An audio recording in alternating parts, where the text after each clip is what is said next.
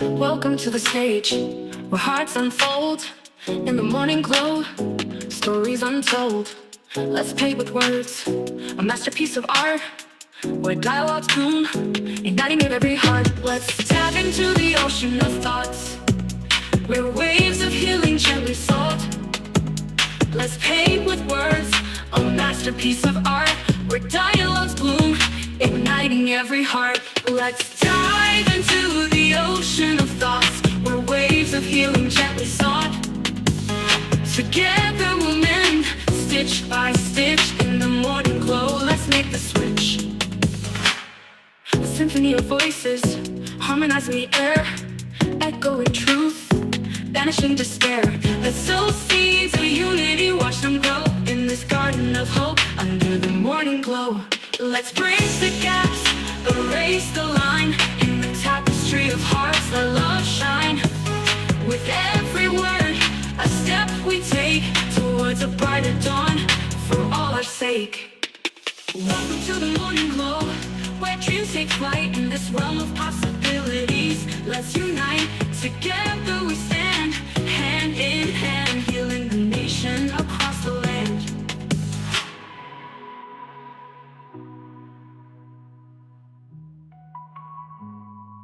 Let's dive into the ocean of thoughts, where waves of healing gently sought. Together we'll mend, stitch by stitch, in the morning glow. Let's make the switch. Let's dive into the ocean of thoughts, where waves of healing gently sought. Together we'll mend, stitch by stitch, in the morning glow. Let's make the switch. Let's symphony of voices, harmonizing the air, echoing true. Welcome to the morning glow, where things take flight and the possibility will be now. Oh, good morning, good morning, good morning, good morning, good morning, and good morning, everybody. Good morning, everybody. Welcome to another episode of The Morning Glow. Welcome to another episode of The Morning Glow. Got a great broadcast for you this morning, as I hope and I pray that we always do. I'm not important, just a question asker. My name is Raheem Osman out of Atlanta, Georgia, but I got my sister and my brother from another mother, but we got the same father. First on the line, Dr. Val. Good morning, young lady. How you doing this morning? I'm doing blessed, wonderful, and as they say, highly, highly favored. Highly favored. There you go. And highly, highly. Hallelujah favored. There you go. Cassandra Alexander Green. Good morning, young lady. How you doing this morning? Good morning. Good morning. Good morning. Badger, good morning, sir. How you doing this morning? Giving thanks to Yahweh for another day. Amen. Good deal. Captain Leonard, good morning, sir. How you doing? How you doing this morning? Good morning, Good morning, Raheem and the Morning Glow family. Good deal. Well, today is Thursday. Now, I'm gonna go ahead and throw something out there. Dr. J ain't got here yet, but I'm gonna throw something out there anyway. Today is the $75 outfit challenge. Today is the day. I didn't say nothing else about it because I ain't think I was gonna have to remind you. You said 50. Well, 50. Oh no, 75. Well, it was 50. It sure was 50. Yeah, it was 50. Is the day for the 50. And then we got Cassandra, J, Val, Toya with a T, K with an E, and Annie from Mississippi. I'm gonna see who all did the challenge. I'm gonna see Dr. Val. She put her hand over her mouth, so I know she ain't did her $50 challenge. I know she ain't did her. I didn't tell you. I said I ain't gonna say nothing because all of them know what the challenge is, and I know they was gonna do it. I know they're gonna do it.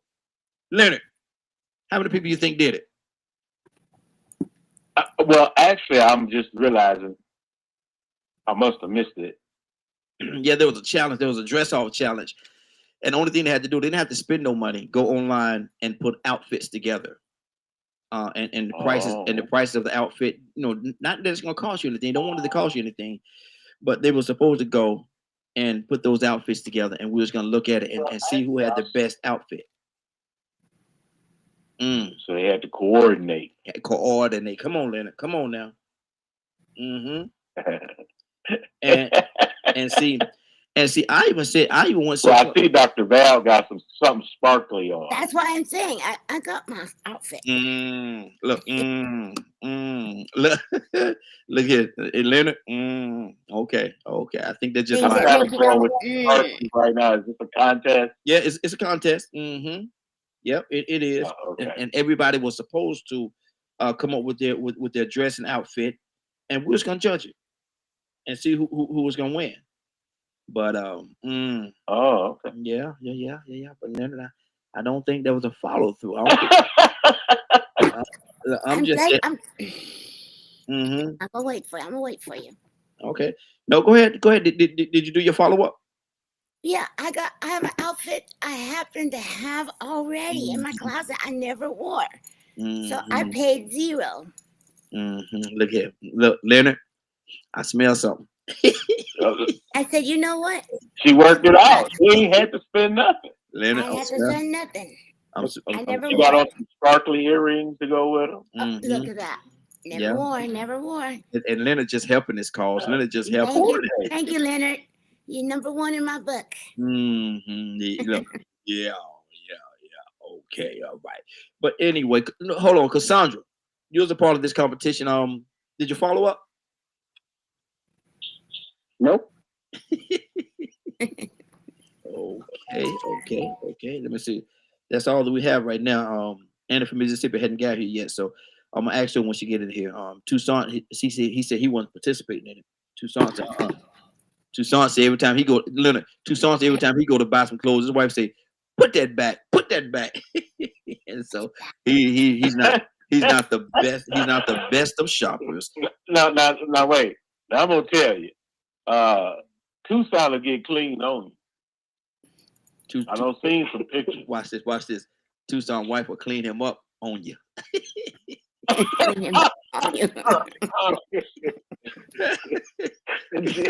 Hey, look, especially should say, you better change them socks.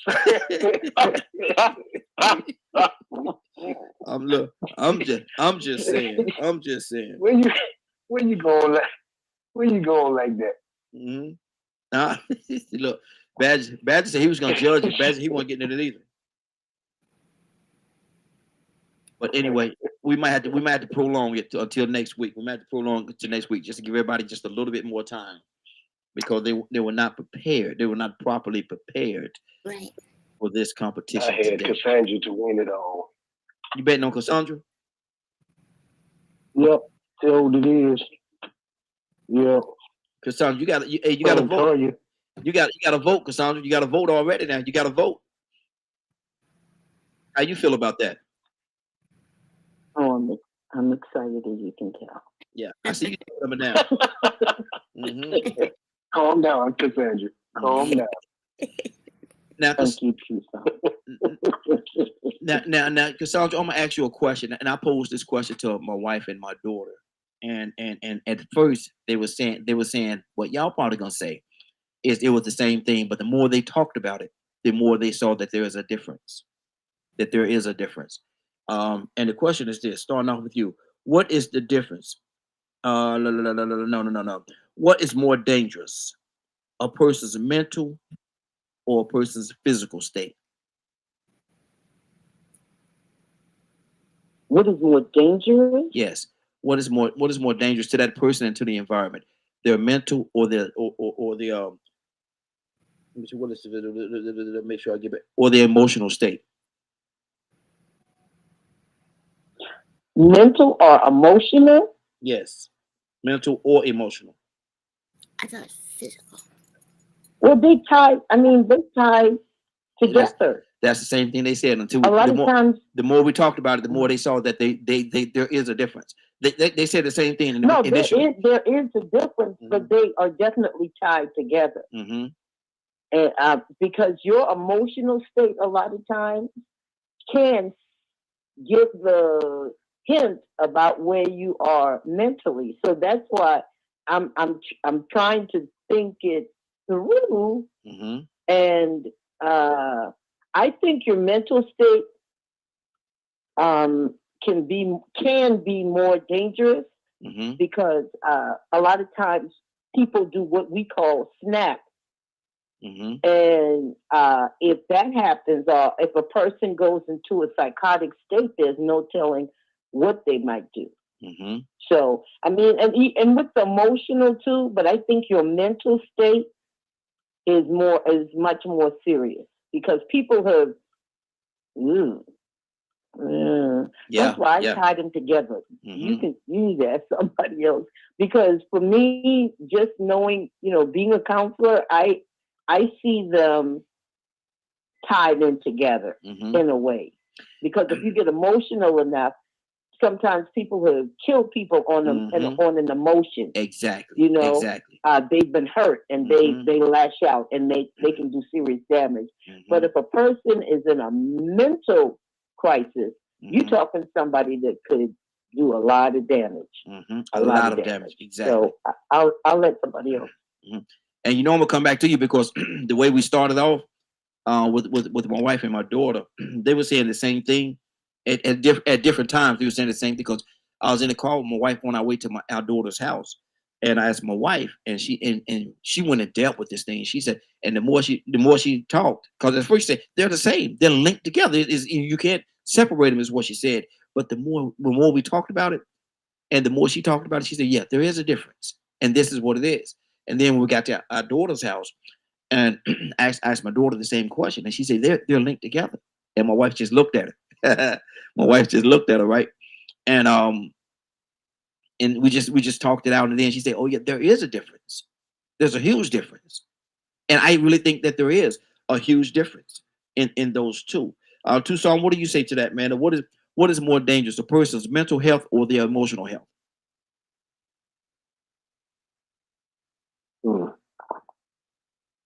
Mental, definitely. Why you say? To me, because we all got some emotion. We get emotional about some things. We cry, we laugh, we go hide in the corner. We don't come out. When you, and I don't know, it's kind of hard to distinguish the two, because it's just my opinion that there's some people that get emotional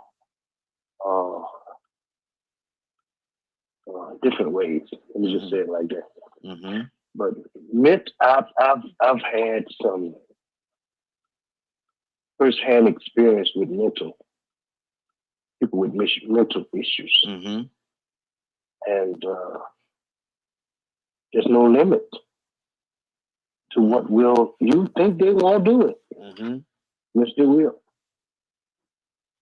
And we call people off their rocker. But you don't think that a person you don't think that a person emotionally, because emotions has made people kill other people. Emotions, they get caught up in their emotions. And like I think I've heard Leonard say many times here, the prison is full of people that was emotional. The prison is full of people that were emotional at that particular moment. But go ahead. So is it possible to calm the emotions? What is that echo? I don't hear it. I always get an echo. I think you be doing it on purpose. No. We're doing it on blue. I've been doing it on blue, not purple, but blue.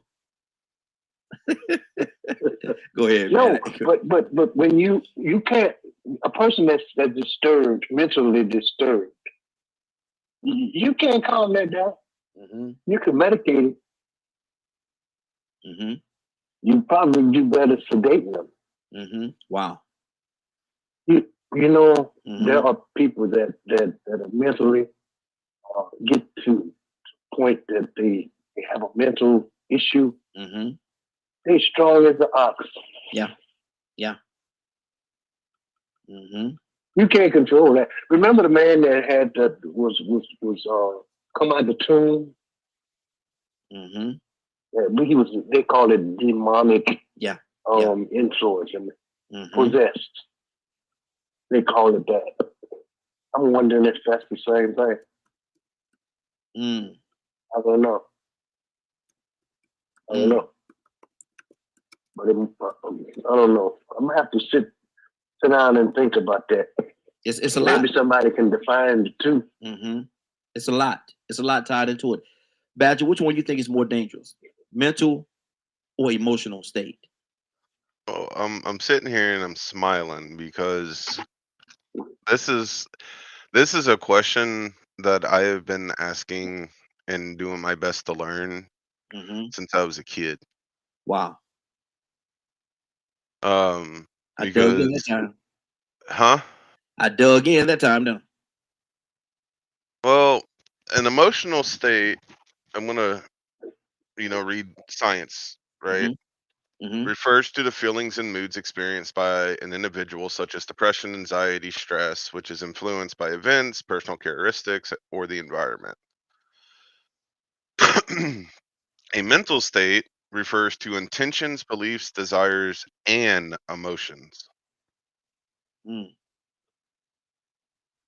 And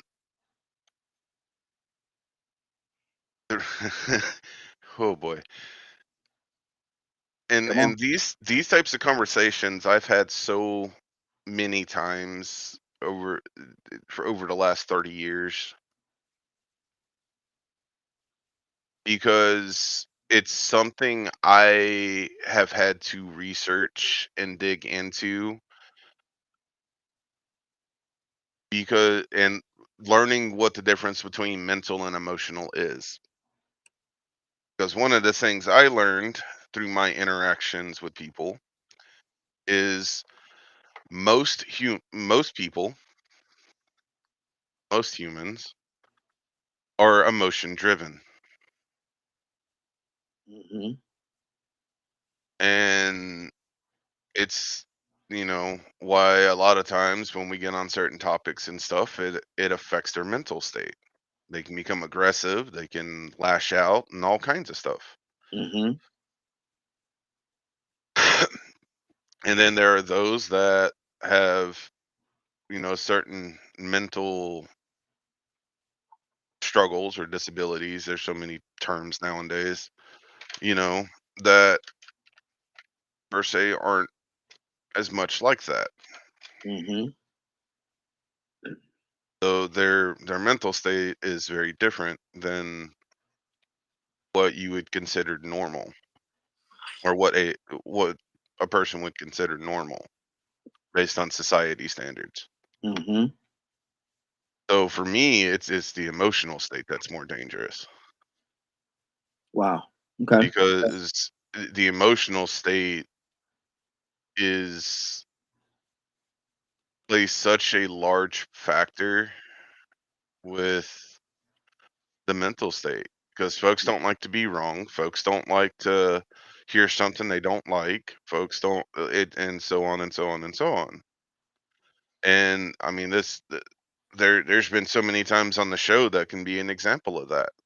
Folks that have a pretty decent mental state, certain things get touched on, and all of a sudden, it's emotional reactions, and their mental state changes. So to me, it's going to be very dependent on if an individual is emotion, if they are emotional first or logical first. Okay. 508-924-3521. 508-924-3521. Dr. Val, what do you say to that? Which one is more dangerous, a person's emotional or a person's mental state? Well, that's the difference of they both can be dangerous depending on which one is triggered at which a given time. They both can be dangerous. You can't say which one is more because one could be more dangerous than the other at a certain time.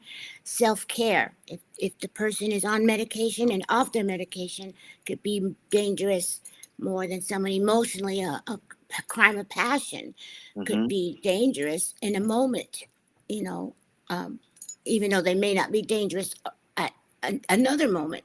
But a crime of passion, that's an emotional jealousy. If you see somebody, or I mean, these crime. I just saw something where the guy found out his wife was a man. Well, he didn't have any emotional, mental problems, but then when you find out your wife is a man, that can trigger instant emotion that Oh yeah. caused Oh him to yes. kill her. He killed her, him, and so that was an instant trigger. So it became dangerous. Whereas What you mean you a man? I know, I saw like, oh my God, I mean, that's just, What you mean? and not only just killed her, butchered her, because that just it just messed him up. And so Wow.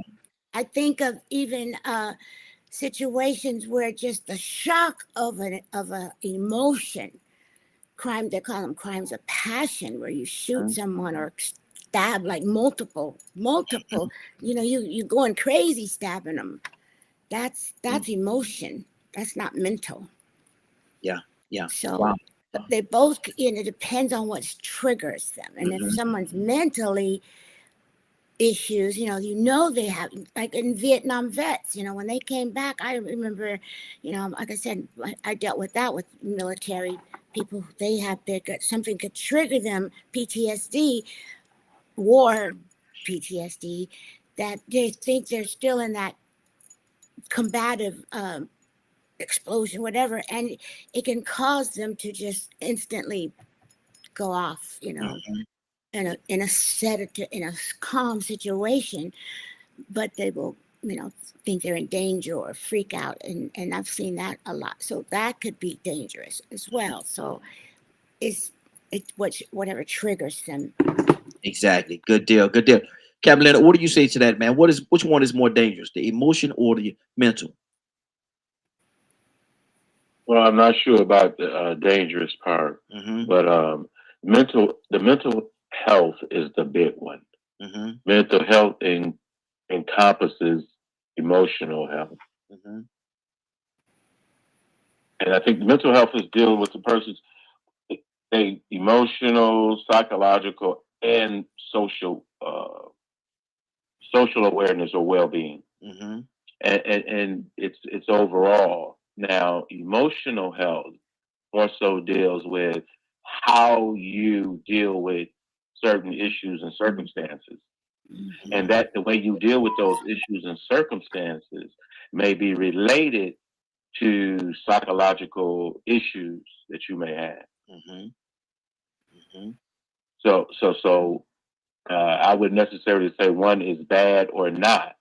It really depends on the person and their overall mental health has a lot of effect on how they deal with emotional issues and things.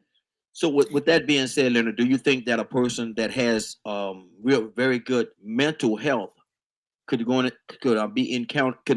a situation that would emotionally make them dangerous? Like what Dr. Val said, you've been married to this person for 3, 4, 5 years, and y'all trying to have kids, then you find out that the person was at one point in time in their life a man and can't have kids. Right. Can emotions of that lead the person to be dangerous? Well, a mentally healthy person deals with that situation a lot different. See, your mental health should be checking your emotional health. And I don't think you really want to say emotional health, but for the sake of conversation, we'll just say emotional health. Good morning. Your mental health really is a big factor as it relates to how you respond with certain stress, how you cope with that. Okay. It's not always that you just kill somebody just because you felt like killing them. No, there's the story behind why you're going to kill them, why you feel it's necessary to kill them. Some people usually just get a divorce and move on. See, So how a person behaves that Leonard, it is. is I think related. that's I think, and like you said, I think that's an individual thing. But I think that it has the propensity to lead a person emotionally to flip. Well, I don't really get into what leads a person to flip Mm-hmm. or anything of that nature, but it has a lot to do with their mental well-being. Mm-hmm. If you are a mentally healthy individual, your actions reflect as such. Mm. That's that. I Go ahead, Dr. Well. say that. I remember you had a story back where the man killed the guy who was messing with his son. Mm-hmm. And then that triggered him to Yeah. kill that man. Mm-hmm. Yeah. Whereas he Yeah. probably would not have killed anybody. Mm-hmm. But because of what happened, that was when I first came on the show. That was your first story. Mm-hmm. Exactly. So Exactly. that's an example. I think, if not the husband, a child. See, and I think so too, Dr. Val. I think that a person they could be mentally strong, but something could happen in their life, like that situation. You know that it pushed him over the edge.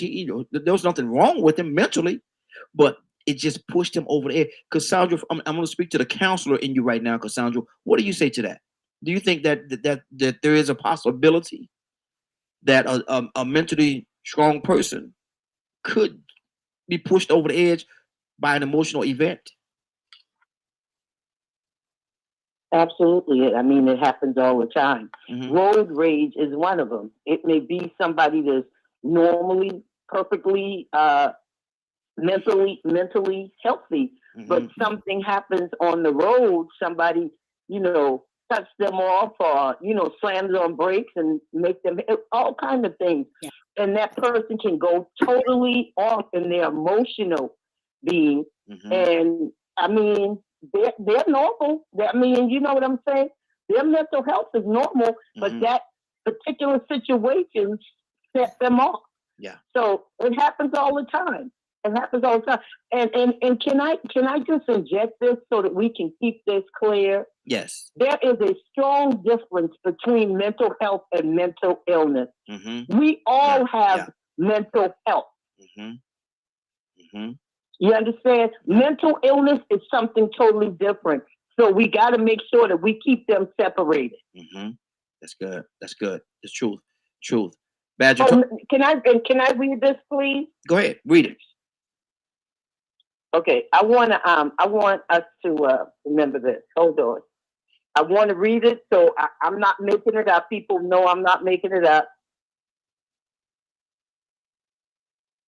Okay.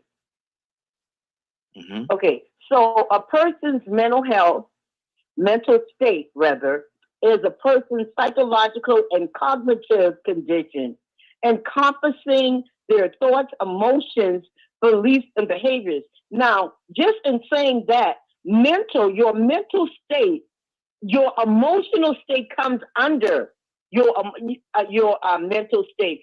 So we need to make sure that there is a strong difference, because your mental state encompasses your cognitive function, your emotional state, your behavioral pattern, your beliefs, attitude, and your consciousness. Mm-hmm. That's your mental state.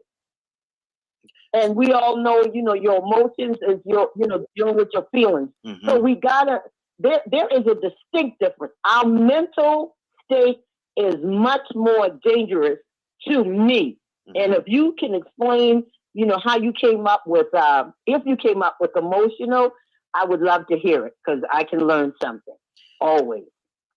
Well, it just that's a question. I actually like Tucson said, I was sitting on my recliner with my hands behind my head, and it came to me. And so I didn't do any outstanding research on this particular topic right here, but I just know, and I thought within myself, are they the same or are they different?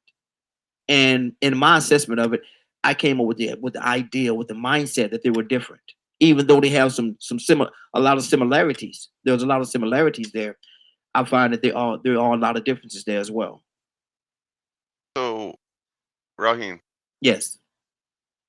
you were about to come to me, right? Yes, I was. Okay. So it's so interesting to hear that, Mm-hmm. because So a lot of folks know that's come to know me. I work with a lot of people that live with the label of autism, right? Hmm. Most of us are taught a concept to learn how to socialize with people. Hmm. And the concept is we are logic driven humans. Hmm. The issue is when we are doing our best to socialize, is the majority of humans are emotion driven. Hmm. Most responses, most reactions and things come from an emotional uh point of view. Hmm. So a lot of my therapy sessions and different things like that is helping me understand how to communicate with people. It's another reason I weigh my words so heavily, Hmm. is because I've been constantly taught since I was little that if I want to socialize with people, I have to be aware of their emotional state, Hmm. not their mental state, their emotional state.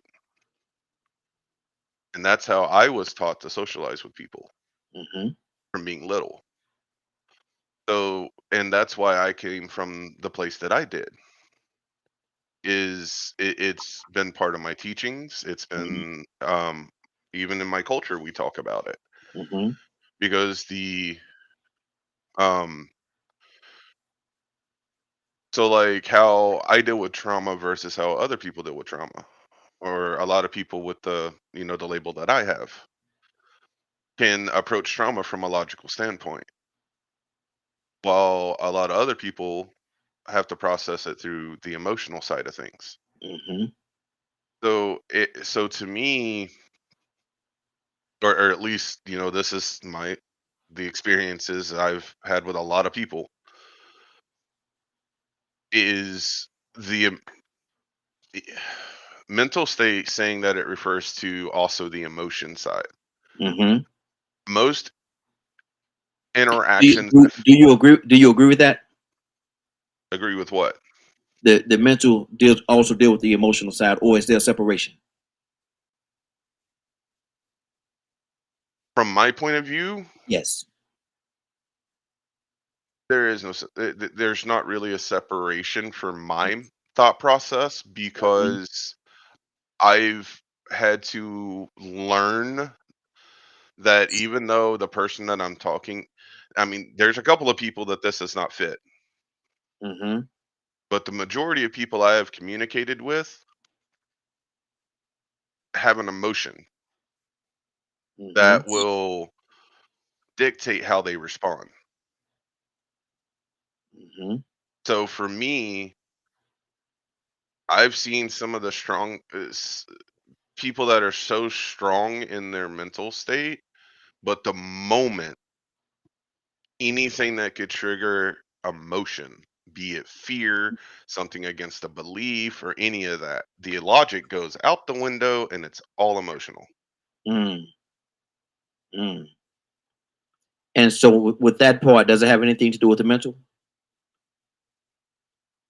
The emotion becomes the entire mental. Mm.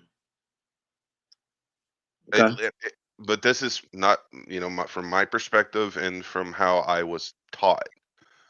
So don't take it as 100% truth. This is Hmm. just learning how to live with autism, and the Okay. things that I've been trained, and things that I've heard other people with the label of autism and certain other mental disorders also deal with, and how they were taught. Hmm. Wow. Wow. Tucson, what's on your heart, brother? Talk to me.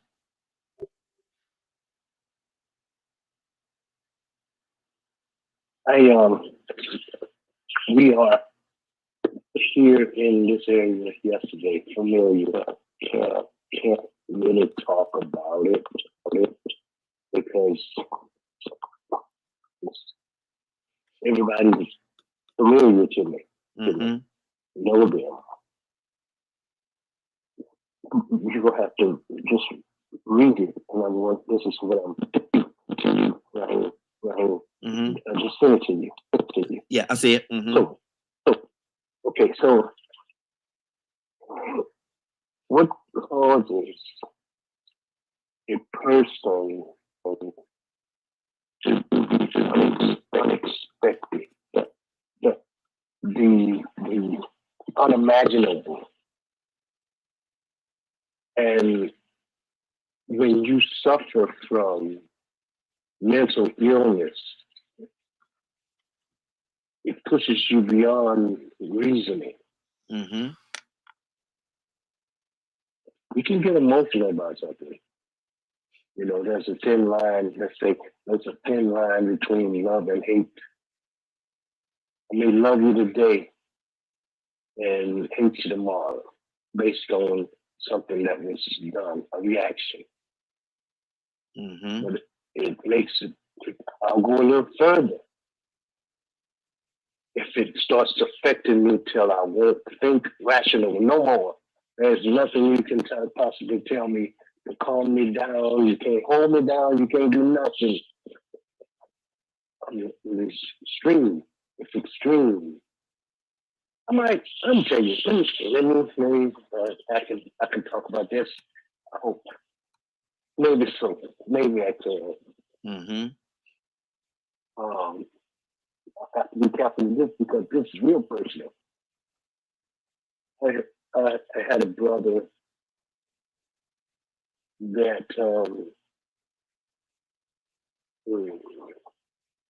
he was good athlete.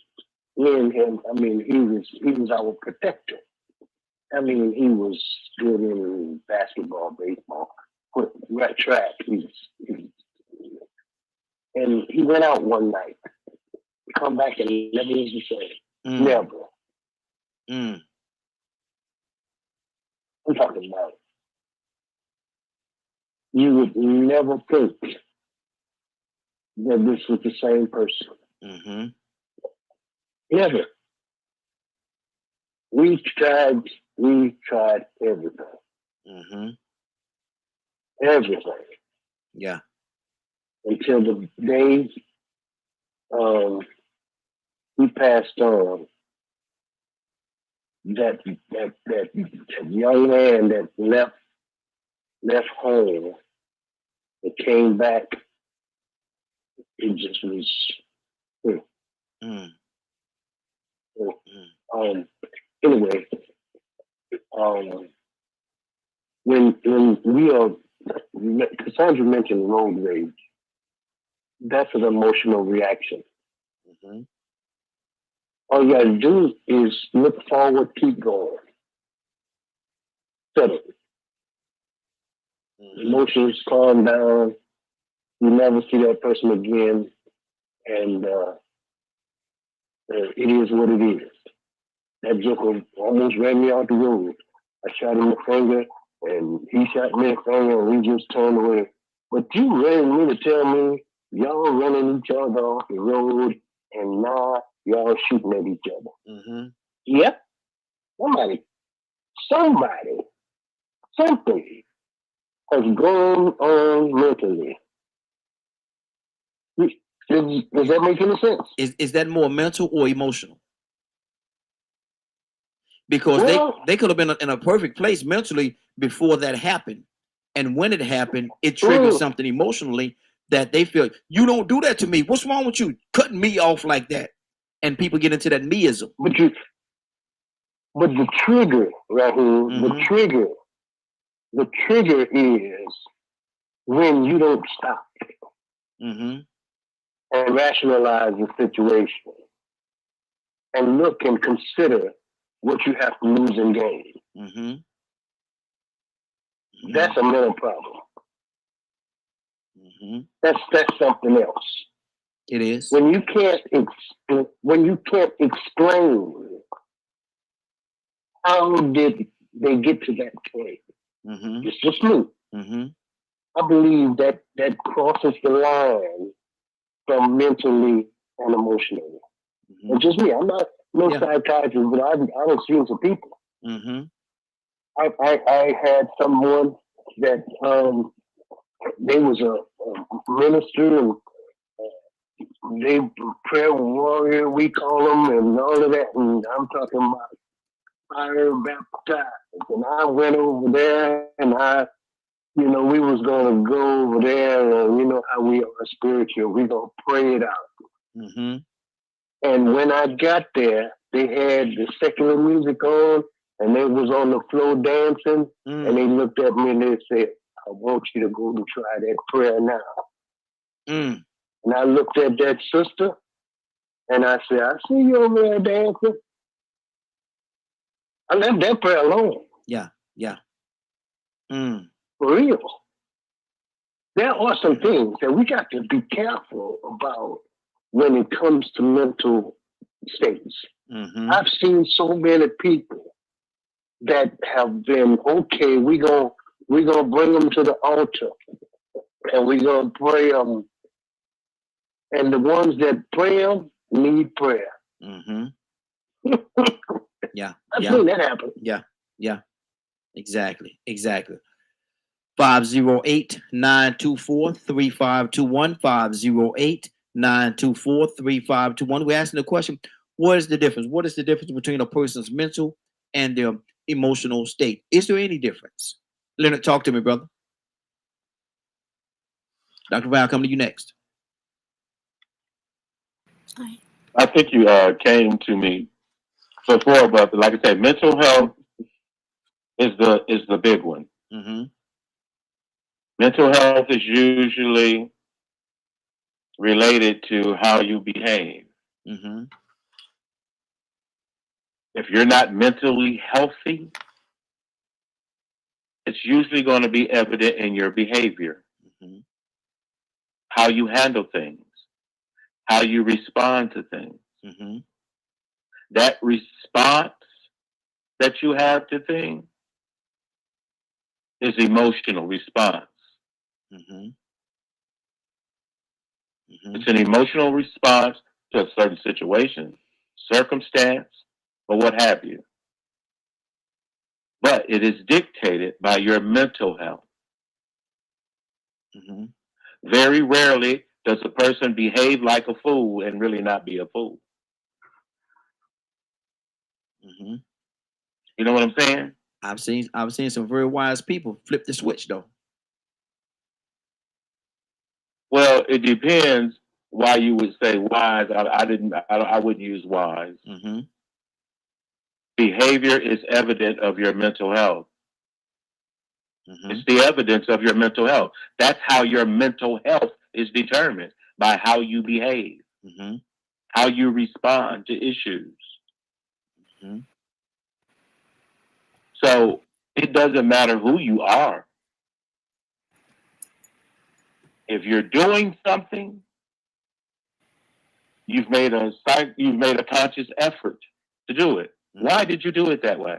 Why did you behave that way when you heard that someone died? Do you always behave that way? Is it death or is it the person?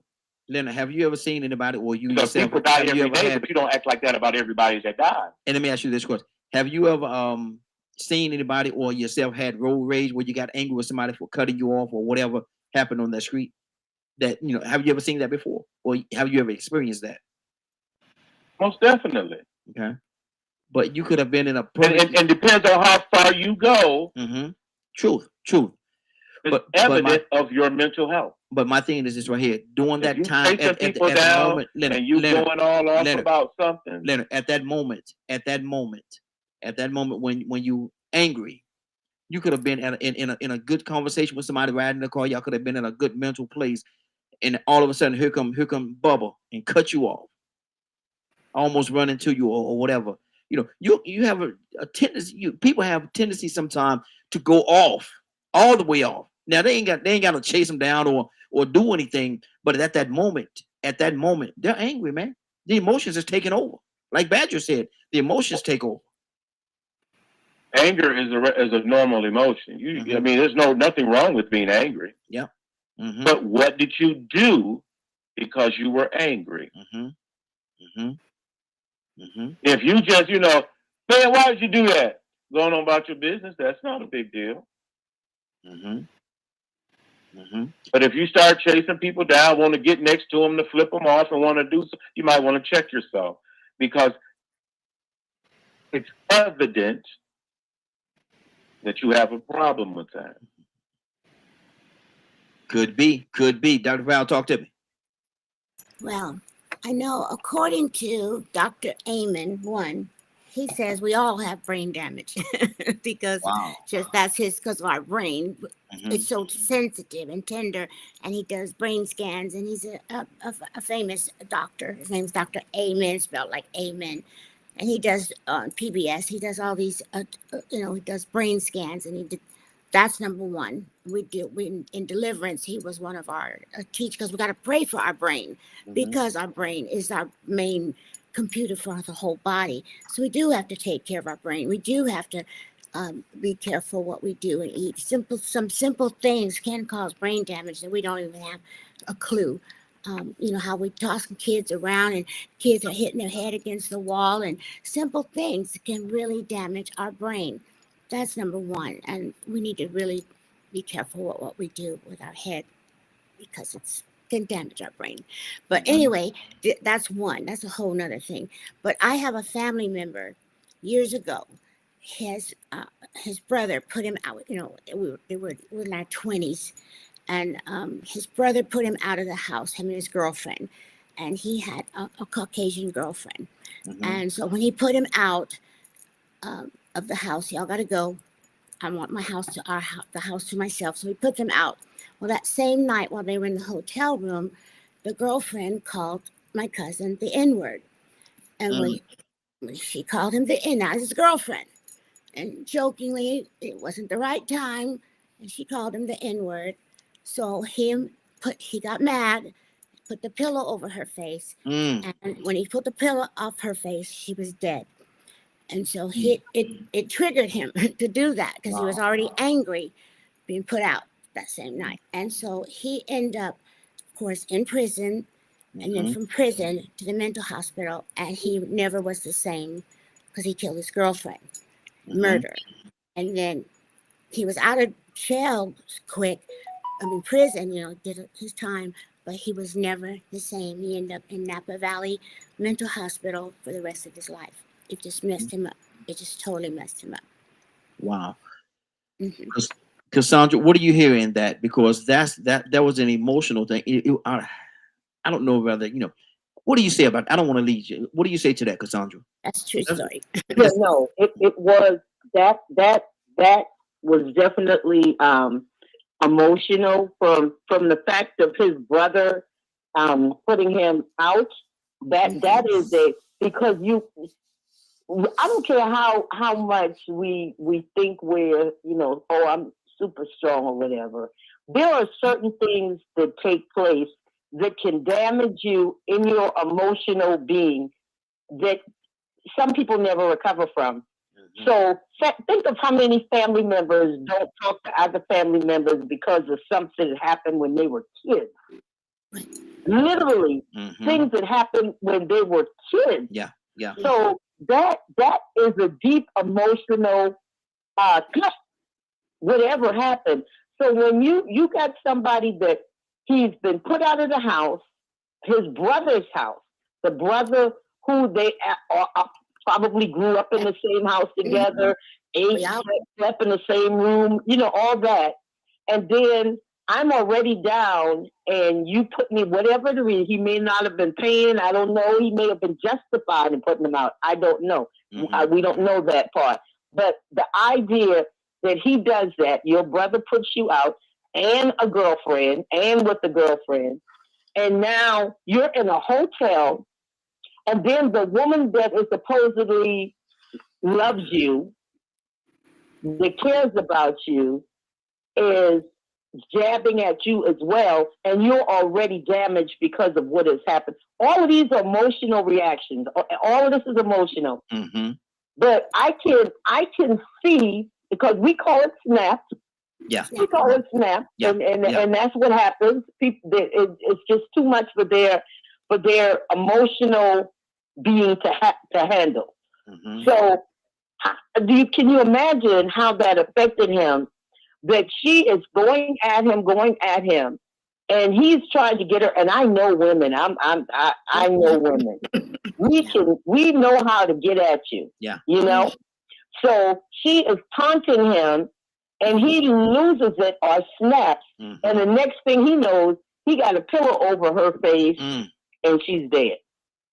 All of those are emotional things that play into him having a total, I call it breakdown, snap, whatever you want to call it, and causing the death of that woman. Wow. All of those were emotional reactions. Think about it. Yep. Wow. Think about it. I don't think he was mentally ill. I don't think Dr. Val mentioned anything about him being mentally ill before all of this. No. If he was, we were talking another story. Wow. I grew up with him. No, it was not. We were all shocked. We were all like, it was devastating to everybody. Yeah. No, Yeah. it was never any clue, nothing like that. Yeah. Was he ever violent? Yeah. Nope, never violent at all. Wow. I never was after that. It was mild. It was just totally, and he still had a sense of humor. It was just different after that. He was just different. Mild, still calm, but he was just different. He just wasn't the same. Wow. Wow. Badger, talk to me. No, I mean, and like I agree with what Leonard's saying, and that's what I've been trying to get at. You know, a person, the mental health of a person, of being able to cognitively process, you know, a lot of the interactions and things plays a large vital role. And I feel that like a lot of it is, you know, that learning of being accountable. And because that takes cognitive practice. It's also understanding the emotional state, you know, of these things anger me, so I need to work on them. See, all that's good, Badger, but you know, a lot of times, man, in the moment, and see stuff like that happen in the moment. You know, all this stuff happened, and it was like it was a compilation of a lot of things that happened to build up to it. And then when he got to that breaking point, when she said what she said, it made him snap at that moment. All the other stuff is good, and all the other stuff you said definitely makes sense. But this is a instant boom, just like that moment where he lost a part of himself, man. And because Dr. Val said that, you know, he was never a violent person. He was never a violent person at all. And then when all this stuff built up on him, he found himself putting a pillow over somebody's face, over somebody's head, man, and holding that pillow until they cease to live. That's a momentary thing. This is going to sound really bad. Fair warning. Mm-hmm. None of that surprises me. Mm. I'm so familiar with people's. I've gotten so used to people reacting out of an emotional state that I just had to learn to acknowledge that most people don't have logical control over their emotions. Mm-hmm. And that's not me saying it as a horrible thing. It's just something that I came to just I learned to accept it. Mm-hmm. It used to drive me crazy because I just couldn't understand why so many people reacted the way that they did. Mm-hmm. You know, like when, I mean, dude, let's talk about trans stuff. Mm-hmm. I think about just that topic and the emotions that it can bring out in people. But see, just in a snap of a finger. Mm-hmm. Okay. So it looking at it logically, I mean, this is my perspective, right? Looking at it logically, people will do that all the time. Some people have enough mental awareness and emotional awareness to go, all right, I am really angry right now. I need to take a breath. But if they don't learn those skills, I mean, I don't know what to tell you. None of that. I don't have those kinds of emotional reactions like that. Mm-hmm. Raheem, Yes. Badger. Can I just say something? Please Because do. of your even whatever wherever you are on the autism spectrum, a part of the autism spectrum is I have two nephews that are autistic. Their emotional responses to stuff is like non there, because they don't see things the way that we see things. Their brain does not process the way that other people process it, and that's okay. But you comparing the logical part of people to yourself is unfair to us. You know why?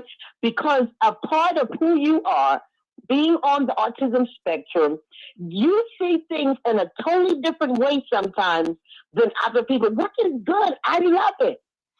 So the way that we would react emotionally to stuff, like my nephews, they came to my other nephew's homegoing funeral, right? Mm-hmm. And everybody was crying. Everybody was crying. I mean, we were done. And I looked at them, and neither one of them dropped a tear. It's almost like they were like, "What, y'all crying?" Mm-hmm.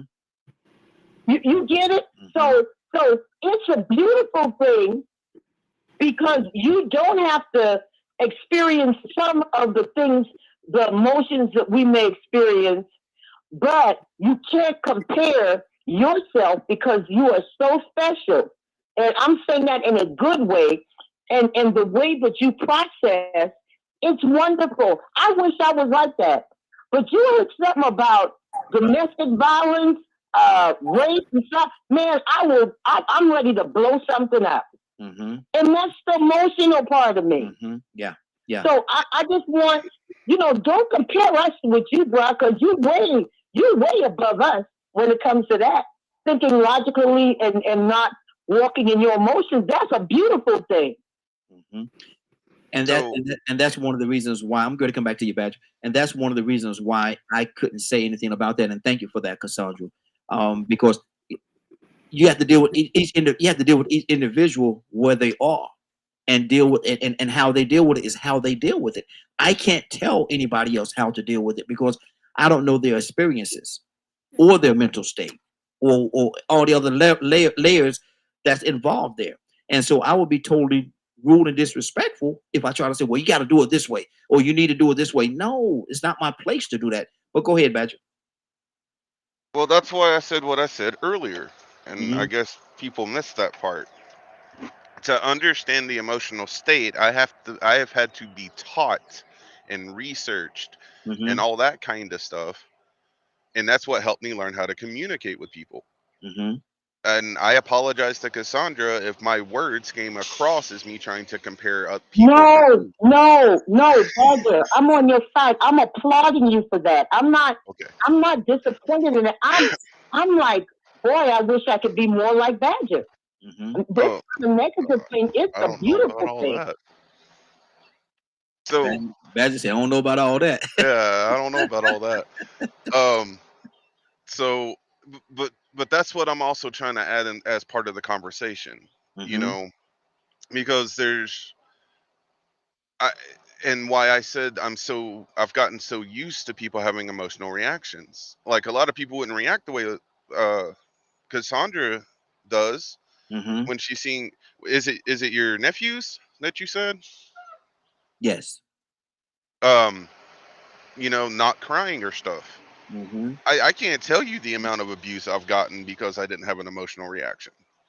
Mm-hmm. So Yeah. that's why I'm saying, for me, hearing what I just heard through my experiences and my perspective, not trying to compare anybody. I'm just so used to seeing people behave like that. I don't understand it, but Mm-hmm. it also doesn't affect me like it does a lot of people. Because a lot of those experiences I've experienced. Mm-hmm. But as she said, some of us are born with certain things that allows us to handle things in certain ways.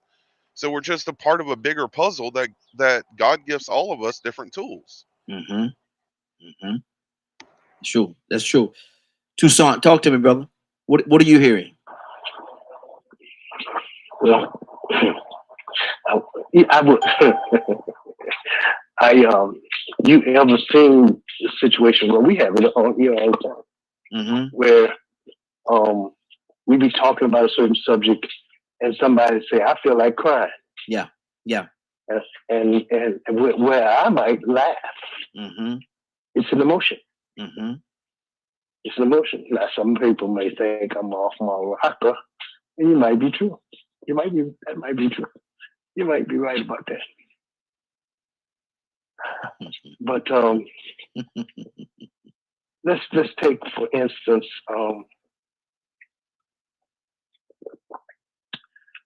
in the workforce. Okay, Mm-hmm. there are certain rules and regulations, and sometimes we get mad at an employee or a supervisor or something like that. Mm-hmm. And based on the disciplinary rules and regulations, you know how far to go. Yeah. Before they mark you as a disgruntled employee, Mm-hmm. right? Mm-hmm. But what happens when you break all the rules and now you got a gun at work? Mm.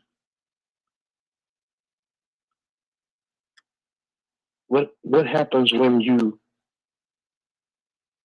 know you have an institution for education and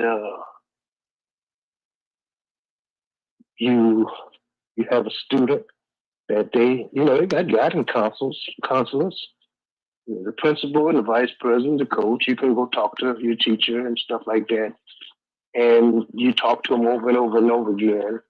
And it seems like they tell you what you can do, but then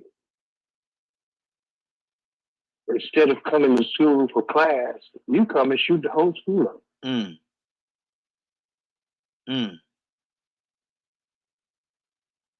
Wow. That's a little bit more than you caught up in your emotions. Mm-hmm. You better believe it. Mm-hmm. Johnny, come here, Johnny. Leave me alone. Mm-hmm. I'm sorry. Lord, You better leave Johnny alone.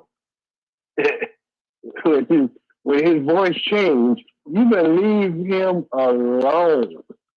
Call the authorities right then. Johnny done flipped. You ever saw somebody that was always bullied, and before you know it, he beating the bully. Mm. Mm. And when he had enough, he caught up all in his emotions to the point that he didn't forgot all of that. Mm-hmm. It struck a nerve. Yeah. Yeah. So, and I'm kind of like a tangent, And since we this is not the Let's Talk About Badger show, so don't get me wrong. I'm just using this for example. I don't think maybe I should, but I don't think things over. If I got something to say, I'm just saying it. Mm-hmm. If I got something to do, I'm just doing it. I ain't gonna do all of that. There's too much work for me. Mm-hmm. I done already thought some things over. I done already seen some things. I've lived and I've had some emotional issues with some certain things that has happened in my life, and it brought me to my mental state. Mm-hmm. And at a certain point, I say, calm down. Go sit down somewhere. Shut your mouth. Yeah. Yeah. Because it's not time for you to say or do anything. Because if you say and do anything, you're going to get yourself in trouble. Yeah. You're going to say the wrong thing. You're going to do the wrong thing. Mm-hmm. So what you need to do is when I get to a certain point like him, and it upsets people that are in my life, they get mad at me. But when I get to the point that I'm fiery mad, you know what I do? I go sit down and I go to sleep. Mm-hmm. Wow. Wow. I mean, he was just fiery mad, but now you can't wake him up. Mm-hmm. That's the best thing for me. Yeah. That might seem crazy to some people. It eliminates It might seem crazy to me. It eliminates But it eliminates the pop. Yeah, Shoulder. exactly. That's good. Go ahead, brother. No, sometimes we react on our emotions. Mm-hmm. And if we react on our emotions, the rationalizing in our emotions, we cross the line of having our mental, because I think somebody said, we all got some mental problems. Mm-hmm. Raheem, you crazy as a wet dog. All the time. Twice on Sundays. But I'm just saying, we all can go there. Don't think that you got yourself, because here's the thing, Raheem. We check our blood pressure. We check our what else we check? Our vital signs and stuff like that. Mm-hmm. We go to the doctor and see if our this and that and everything else is okay. But if we say, well, I need to go and see how my mind is operating, immediately somebody say, well, I ain't going no I don't need no psychiatrist. Mm-hmm. Maybe you do. Yep. You need somebody to talk to before you do the wrong thing. And in this society, I think more and more we need to have people in place, because if it keep going like we going, in not only depending on our government and the things like that, we need to. I need to go, Cassandra. I'm gonna call Leonard. I'm gonna call you. I'm gonna call y'all because I need somebody to talk to before I do something that I'm just saying. Exactly. 508-924-3521. 508-924-3521. Toya with a T. Good morning, young lady. How you doing this morning?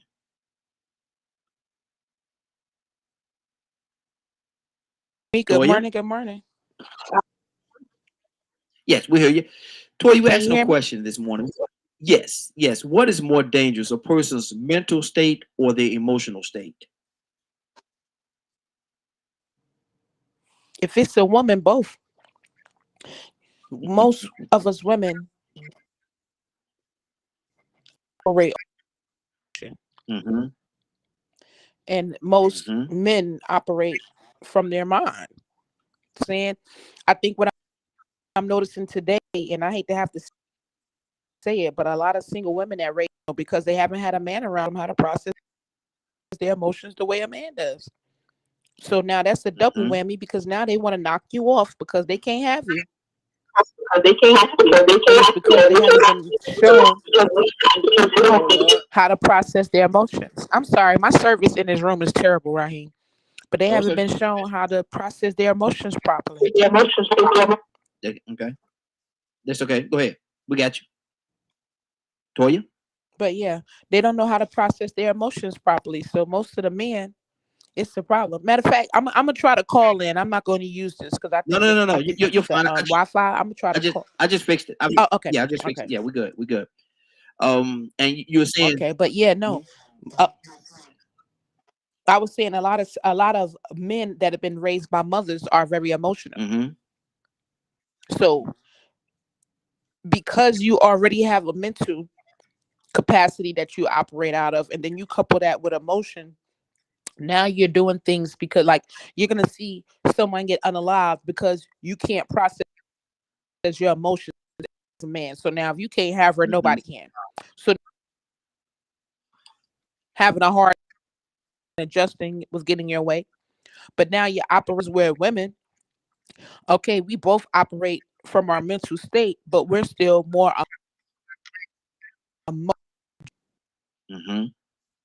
aerodynamic than a man is. You understand what I'm saying? So I think who you're dealing with. But I feel like your mental is connected to your emotions. So if you don't have a strong mental capacity, you're not going to have a strong emotional capacity. So if you come with an individual that have both low level capacities from mental and emotional, you better look out. You better look out, honey. That's going to be like a toddler that can't get a toy. Yeah. You finna have a problem. Wow. And some of these people could be, and some of these people could be super grown in age. Yeah, like 72. I'm just playing. That was a little, But no, that was a it's little, facts. that was a little gut punch. But okay, we're not gonna. Okay. No, but no, but that's facts. Cause y'all remember it was like these people was like in an old folks home. Well, let me not say that, old folks home. A senior citizen home. And they were up in the age, and the guy unalived the girlfriend. Yeah. It was a few years ago. But they were very up in the age that you would think age over 55, you really see life for what it is, and you start to ignore some things aren't worth it. But again, it doesn't matter how old you are, if you're not taught to have a strong mental capacity with an emotional balance, it's like a crime of passion. Yeah.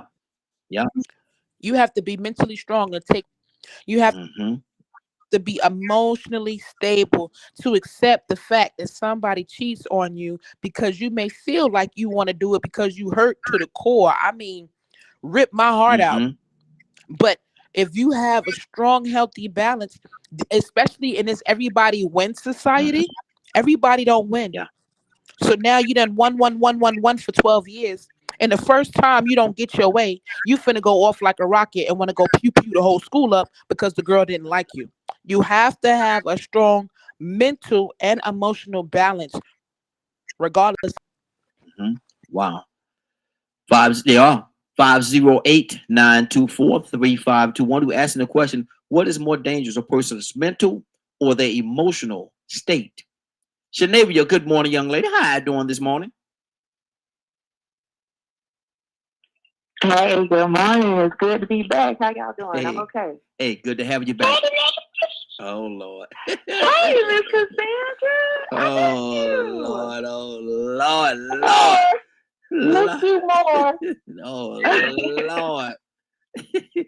But Shanavia, I want to ask you this question, and you being who you are, what is more dangerous, a person's emotional or a person's a mental state? I mean, that's a very loaded question, because one affects the other. But I think that it's also important for us to have the conversation of knowing the difference between knowing the difference between mental health, behavioral health, mental illness, and just characteristics. And so some of the things that we talk about, I think that we're describing characteristics of a person, such as, just kind of piggybacking off of what Toya just explained about a male that was raised by their mom, where their characteristics may be more in tune with their feminine side, but we also have to take into consideration PI, which is a person and environment. I'm going to whatever I'm surrounded by, whatever environment I'm engulfed with, I'm going to have some characteristics of that environment. That doesn't make me any more or less emotional because of who raised me, more so than my environment that played on that as well, like the entire environment. So when it comes to that question, I really can't give a definite answer to it. I mean, because our mental health is a state of emotional, psychological, and social well-being that affects how someone may think, feel, or act. Whereas your behavioral health is interlinked with your, it's a subcategory of your mental health, but it's how you function every day versus someone's mental illness, which is completely, I won't say completely different from the two, but your mental illness is what's diagnosable. So when it comes to someone's mental and emotional state, they're really one and the same, and it depends on what has triggered you in that moment. Okay. And if Shanae, you lack coping skills, I'm sorry. Let me and because we talked about this a little bit earlier as well, and I love where you're going with it. But let me ask you this question. We spoke about road rage. I mean, you and I could be riding in a car together, going to a function, seminar, whatever we're going to, and we could be both in a good mental state, talking about what's going on and how this thing is going to go. And then all of a sudden, somebody pull out in front of us and cut us off, and we almost ram them in the back or whatever the case. That's isn't that an emotional response that we'll have at that particular time that has nothing to do with our mental? I got triggered in the moment, Mm-hmm. and I had a reaction. Yes. Yes. To that trigger. Mm-hmm. That doesn't mean that I have a mental illness. No. But technically, by definition, Mm-hmm. did I have? Technically, by definition, did my mental health, because remember, mental health is a state of emotional, psychological, and social well-being that affects Mm-hmm. how a person may think, feel, or act. Mm-hmm. So did I act out of a trigger due to my mental health? Because why? My fight or flight is initiated because you pulled out in front of me. We could have had a wreck. I have you riding in front of me. I got to get you back home to your grandbabies and your wife and your babies. So yes, my mental health, not mental illness, in that moment was triggered. So I reacted. My fight or flight mode, my survival mode kicked in that moment, which did affect my mental health. Why? Because I'm scared. I am angry. So my emotions have now been activated. I don't know if that makes sense. It does. Go ahead. I'm listening to you. Go ahead. Okay. So yes, but that doesn't mean that I have a mental health issue. I think what we're calling mental health issues are actually mental illnesses, which is something that's diagnosed. But see, in listening to you, and I may have taken it wrong, I may have received it wrong. You kind of tied the mental and the emotion, you kind of tied them together. So are you saying that there's no separation between the two at that particular time? It happened instantaneously like that? I mean, they are one in the same. Your emotions are going to affect your mental health. Is like mental health is an umbrella, right? And if we were to have raindrops coming from that, or like a sub umbrella up under that, that's where your emotions are going to be. Your emotions are going to affect your mental health, but they're one and the same because again, we're looking at the state of emotional, physiological, and social well-being that affects how one thinks, feels, or acts. Whereas your behavior health is interlinked. So what triggered me is going to also trigger an emotion, which is going to trigger a behavior. However, mental health and behavior health is different from a mental illness. But I think because we group everything together, there's really no separation between the three. The first two, your mental health and your behavior health, they affect one another. But not everybody that has that reacts that way from road rage or just honestly being human in that moment of being fearful, being anxious, being scared because our lives could have been taken, and this was something that all of a sudden it caught me off guard. You're allowed to have emotions. Yeah. And yes, that is going to affect how I think, feel, and act in that moment. But that doesn't mean that I have a mental illness. Okay. There's other things that have to come into play in order for you to be like, you know what? You may have a little something extra going on there, you know? Yeah, exactly. I just think we use them interchangeably. That's it. That's I just good. think we use them all interchangeably. Absolutely. So when we separate them like that, it kind of, I don't know, maybe it sounds like I'm talking in circles, but they're separate things, but still play off of one another. Exactly. Okay, good deal. Leonard, talk to me, brother. You know, I pretty much before it was like Miss Navy said. I mean, but that's really, I mean, verbatim almost is what I was mentioned previously. That mental health is the umbrella that includes those things that may affect how you behave. So, and if you are a person whose behavior, if you get a certain list of behaviors, they're going to fit a particular diagnosis, which would then be considered maybe a mental health issue, like a mental health disorder, a mental disorder of some type that can be characterized because, they got the big, nice little book, DSM, tell you all those things. The person has these responses consistently to certain types of things, then they're probably this. They'll be diagnosed this way. But I think, your question is big, is begging. I think you begging. Begging? Yeah, what I call begging. I don't know if you want it to be something else. You want it to be something else. You got an ulterior motive. No, actually, truth of the matter, I don't. I just want to bring some clarity to the conversation itself, and because there's a lot of people that don't know the differences and how they play or how they play off of each other, and so instead of not understanding, let's have the dialogue and let's talk about it. And we have the experts on here, man. Shanavia and Cassandra, right. and Cassandra, that's their area of expertise, and so they bring so much to the conversation, and that's why I lean on them a little bit more to give the clarity, because a lot of us are giving, a lot of us are giving our opinions as to what we think, but they're coming from more from a professional standpoint. But what do you find hilarious? What hilarious is when something happens in the news, goes to a person, and they'll say about an event that happened, and it'll be, let's say, the neighbors. And somehow he kills his wife, and they'll interview the neighbors. Well, he seemed like a perfectly well-mannered person, and Bob, you didn't see it, you didn't notice it. The person was not well adjusted. They wouldn't have done what they did. There's something there in that psychology that led to that person murdering them. It's not like I'm sitting here and I'm thirsty. I want a cup of coffee, so I go get some coffee. It's not like that. You don't just happen to murder someone and there's no evidence of that. It's just that no one probably noticed it.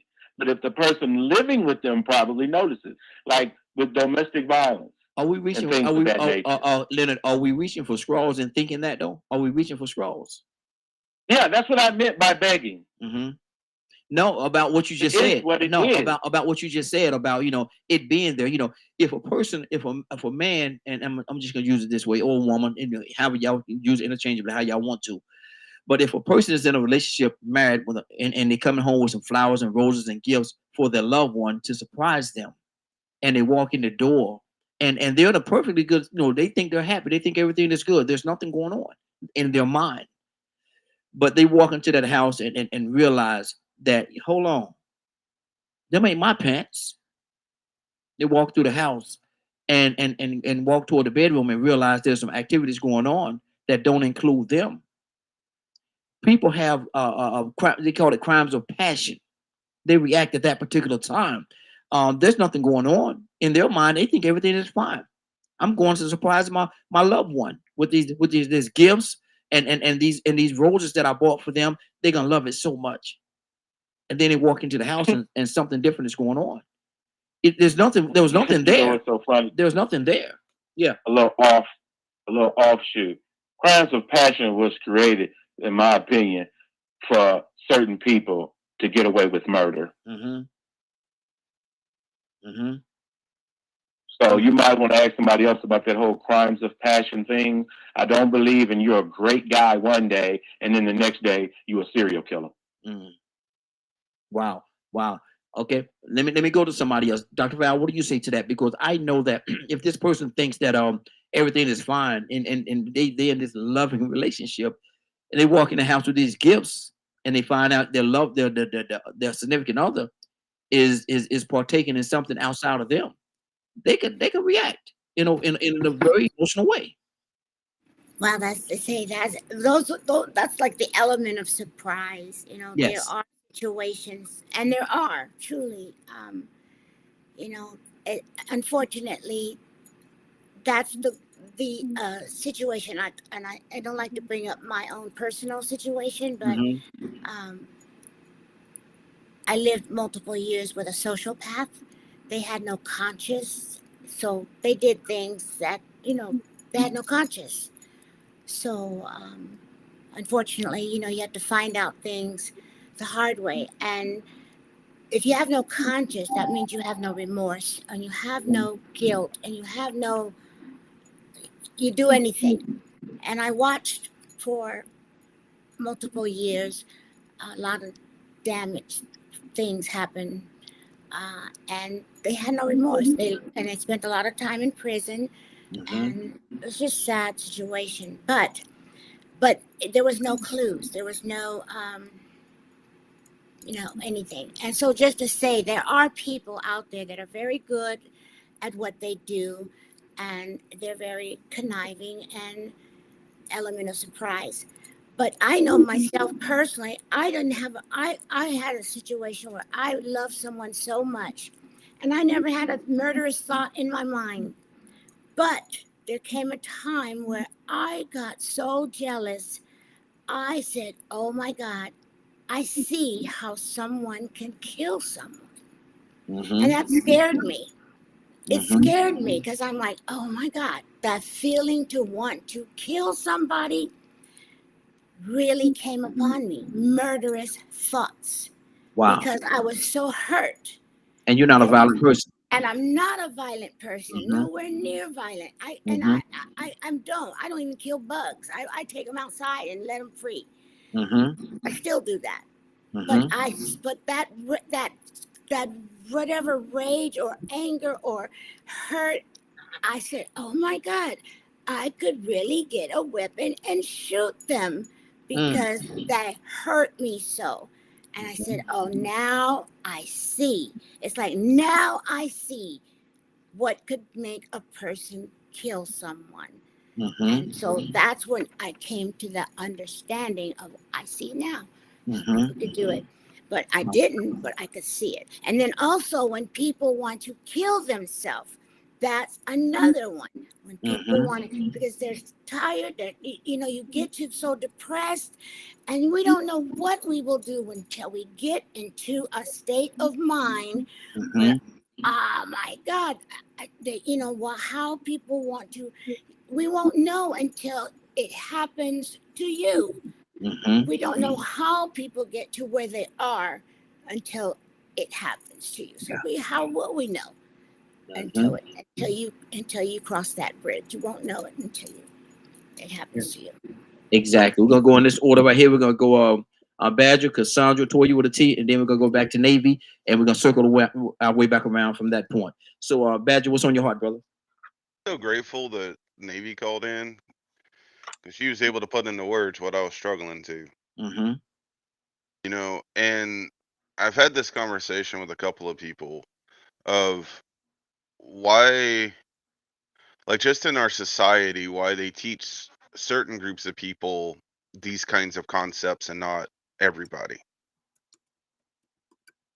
And it always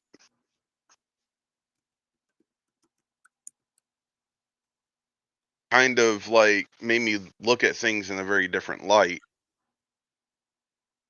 because it was so extraordinary, the difference in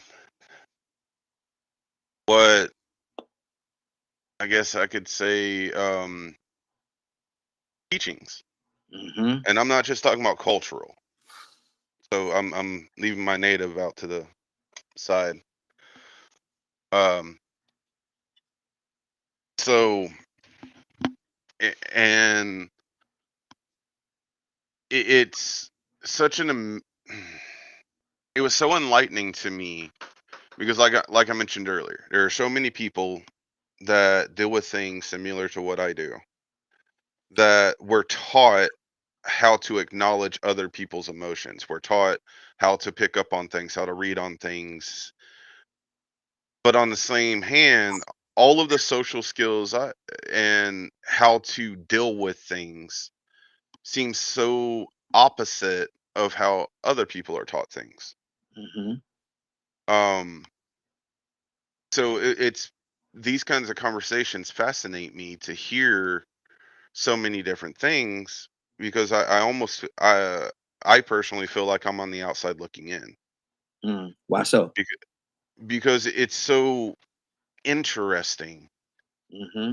Most of my overwhelmness comes from Century, and that's the closest I can come to understand emotional reaction. Um, outside of an extreme situation, Mm. um, like the loss of a child. Of course, I got emotional on that. I'm not that robotic.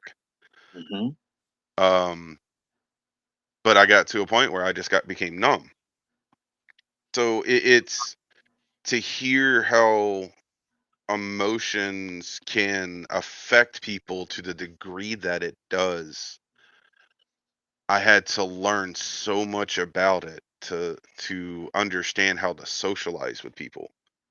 That's why Navy, I am so grateful you came on and explained it the way you did. I was struggling trying to figure out how to say what you said. Mm-hmm. Um, because it and I'm not trying to like put me on I'm using myself as an example because part of this conversation is also acknowledging that you could have someone in your life and not even realize that they're dealing with certain things just due to a lack of awareness. And it blows my mind how, like Leonard gave a really good example because it's true. That happens all the time. Mm-hmm. Do people really understand how to pay attention not just to their own emotional and mental state, but to even be able to pick it up in others? Why is some groups of people taught how to do this and other groups seem to not be taught this? You know what's more amazing is I think that a lot of people in that instance when they're having that moment, they don't care. They don't care. They just don't care about what a person think or who the other person is. They don't have a care about that at all. Only thing they want to do is to get their get back.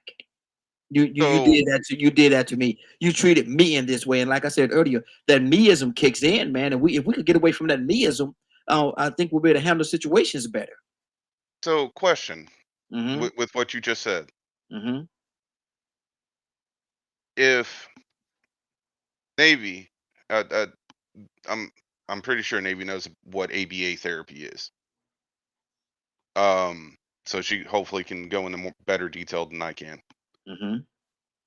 I've actually I think I was talking to Leonard. I'm not sure, and even to my own therapist and stuff like that. Why don't everyone go through ABA therapy? Everybody. A lot of people think they don't need therapy at all, and they really fight So against it. A lot of people just don't think they need therapy. because if we teach people, and I even had an issue with what Toya said. You Mm-hmm. know, a man that's raised by a woman. Mm-hmm. That there is so many factors and things. I'd rather a man be raised as a woman and be slightly more feminine than them being raised to be a toxic male that thinks people are property I think that she end said. up that end up becoming men I like think she said. Elon Musk and Trump. I think she said being raised. I think she said a man being raised to be a woman. Raised. I think she said being raised by a Raised woman. as yes, that's what I meant. Yeah. I'm Yeah. sorry. Yeah. Mm-hmm. Um, I'd rather deal with that than deal with the current male that is our president Mm-hmm. that was raised the way he was. Okay. So, and he was raised by a man. So there are so many situations, so many factors, so many um Elements. yeah. Mm-hmm. Mm-hmm. Good deal. Good deal. Let's keep this thing going. Cassandra, talk to me, Cassandra. There's a lot on the table right now. Talk to me about it. Yeah, there is. First, y'all know I'm very transparent, and I think I talked about this a few weeks ago when I was married and I had an abusive husband that would beat me regularly, and I would have black eye, busted lip, I mean bruised all up, and I would have to go to work and I hated makeup, and people knew something was wrong because I'd come in with makeup on my face. And one night I just decided, I laid in my bed and I said, I'm going to go get a gun and I'm going to go to his job and I'm going to kill him when he walks out of his job. I meant that with all my heart. And I went and I got a gun. I was able to purchase a gun. And I went to his job and sat in the parking lot. Now, all of these are emotional things going down in this building. See, that's what I'm saying. Sometimes things build. It's not an all-out strike, but it's a plan. It's like I gotta plan this out because, if I don't kill him, he'll probably end up killing me. So I went through all of this planning and in my emotions, and I cannot take one more beating. I just can't. I just cannot take one more beating. And I'm sitting in the parking lot. I'm waiting for him to get off work.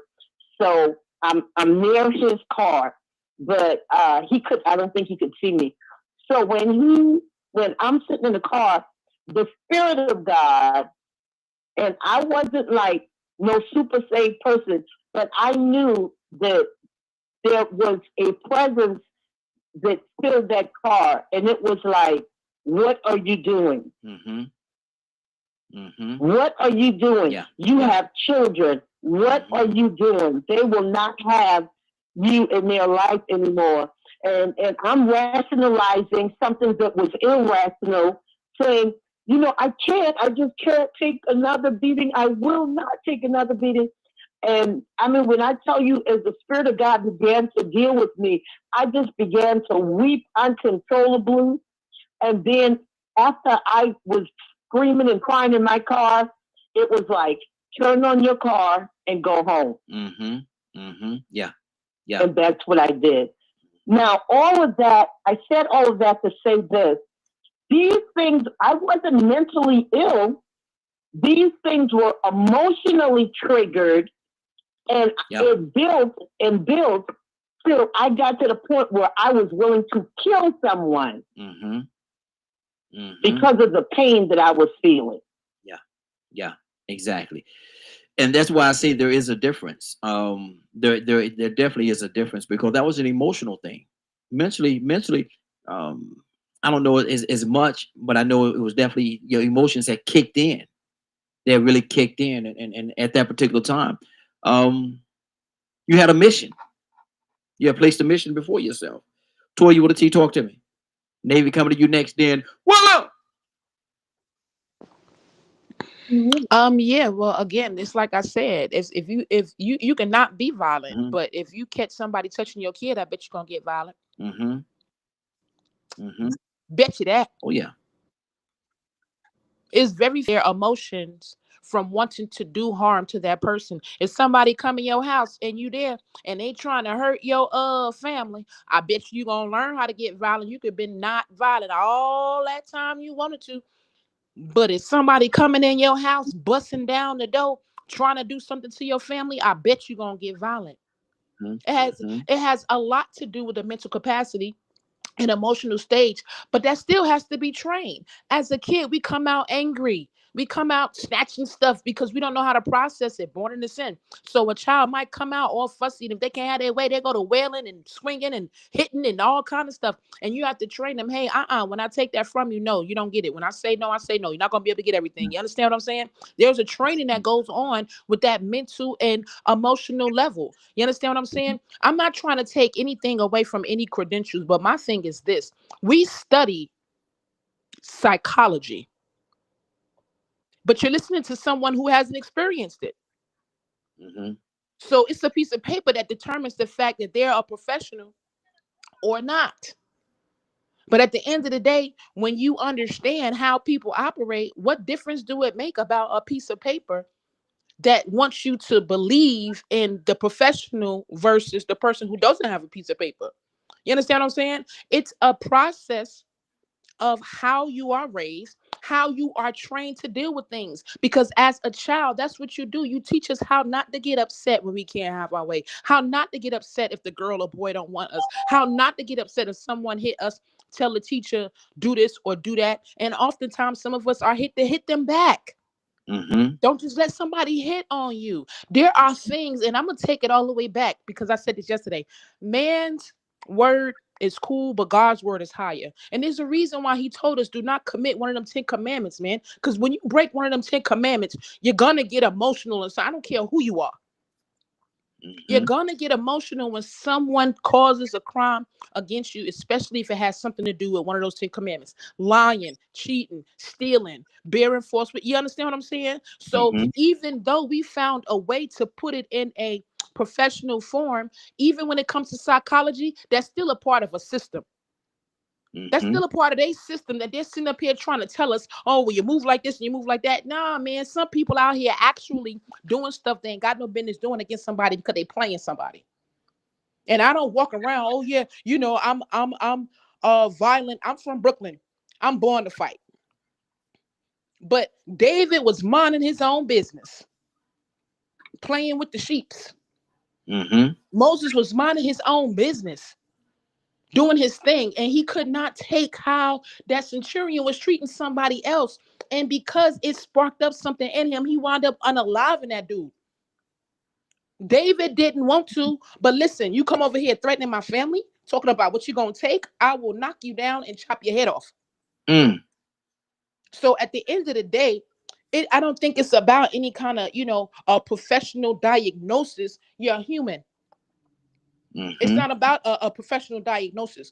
Humans are built with emotions and a mental capacity. And if those mental capacities are not trained up in the way that they should go, now you got all these diagnoses. But again, when it comes to psychology, especially in America, that's a part of a system. So here they are putting stuff in your food, putting stuff in your drinks, putting stuff on TV, doing, oh, you ain't at home to watch the kids. And now all these emotions are rising through these little kids and individuals. And now they say, oh, well, they got ADHD. Oh, well, they got this. Oh, well, they got that. And then here you come feeding into it. Oh, you got ADHD. You better sit down. Oh, something wrong with you. You better sit down. Instead of teaching them how to process their emotions. You cannot get everything you want to. You cannot do what you want to do. There are consequences if you do that. It ain't no pill that's going to solve that. A pill only going to make you a zombie. A diagnosis is only going to make you a zombie. Until you are taught and trained, you cannot act like that. There are consequences that are like that. You're going to have an issue. So you can let your kid walk around here all you want to the age of 14, not training them how to process their emotions if you want to. I promise you, it ain't no pill. It ain't no diagnosis. It's not going to be nothing to help them unless the Lord, his God, come down himself and deliver him from that spirit that is inside of him that he didn't even know of. Good deal. Good deal. Let's keep this thing going. Shanavia, talk to me, sis. What's on your heart?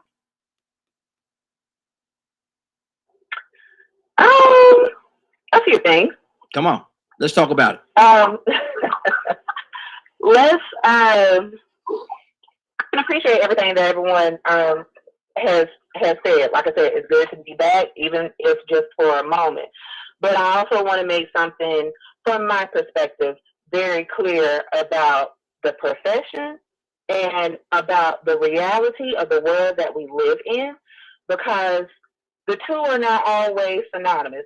We're very understanding to the fact of everything about psychology, for the most part. If you look at the forefathers of psychology, social work and all that good stuff, they don't look like us. They don't look like us. So you're coming from a different, a Eurocentric, male-dominated foundation that has to be, in today's society, yes, it has to be maneuvered, but a diagnosis or giving clarity between the difference of mental health, behavioral health, and mental illness isn't excusing behavior. And if you have worked with me, or if you talk to any of my clients, they will tell you, and even my own family members, your mental illness, not your mental health, your mental illness, whatever is diagnosable by this DSM-5 criteria, does not excuse you to be a butthole towards people. Yes, people do need to be trained on how to deal and cope with their emotions, because typically we're only taught 3 primary emotions. That's happiness, sadness, and anger. But there's so many other subcategories of those three emotions that we don't typically have the language to. My job, just as Ms. Cassandra's job, just as Badger's job, and I think Mr. Leonard does it a little bit as well, is to teach you how to understand what you're feeling, give it language, to understand why the behavior looks the way that it does. And a lot of it is because we learn it in the environment that we grow up in. If all I know is chaos, violence, and destruction, well, guess what I'm going to take on? Some of those characteristics. How is that going to affect me? When we talk about crimes of passion, if you will, or the examples that Dr. and Ms. Cassandra gave, in that moment, yes, my emotions, which is going to affect my mental health. Why? Because I am in a fight or flight mode. I am in survival mode. I have been triggered. Something has bothered me to the point to where it makes me want to act out in a different way. Does that mean in that moment that I have a diagnosable mental illness? No. But does it mean that my mental health has been affected? Yes. And has my emotions driven that? Absolutely. It has. So perfect example would be this week. We had a lady that had just gotten out of an inpatient facility. They said that she was showing signs and symptoms of a mood disorder, bipolar disorder, if you will, with psychotic features. Well, nobody took the time to actually do a medical on this lady, because guess what was affecting her mood? That looked like something that was affecting her actual mental illness. They gave her a mental illness diagnosis. The lady had been dealing with a UTI. A UTI caused her to have signs and symptoms of a mood disorder. She was inpatient for 14 days for a bipolar disorder with psychotic features, meaning that she became homicidal, became suicidal, tried to harm herself, and was acting erratic. But this was a UTI that was causing this.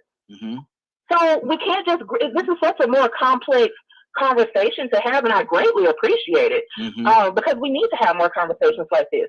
But it's not just a one-size-fits-all to everything that we're discussing and talking about. And that's all that I wanted to say.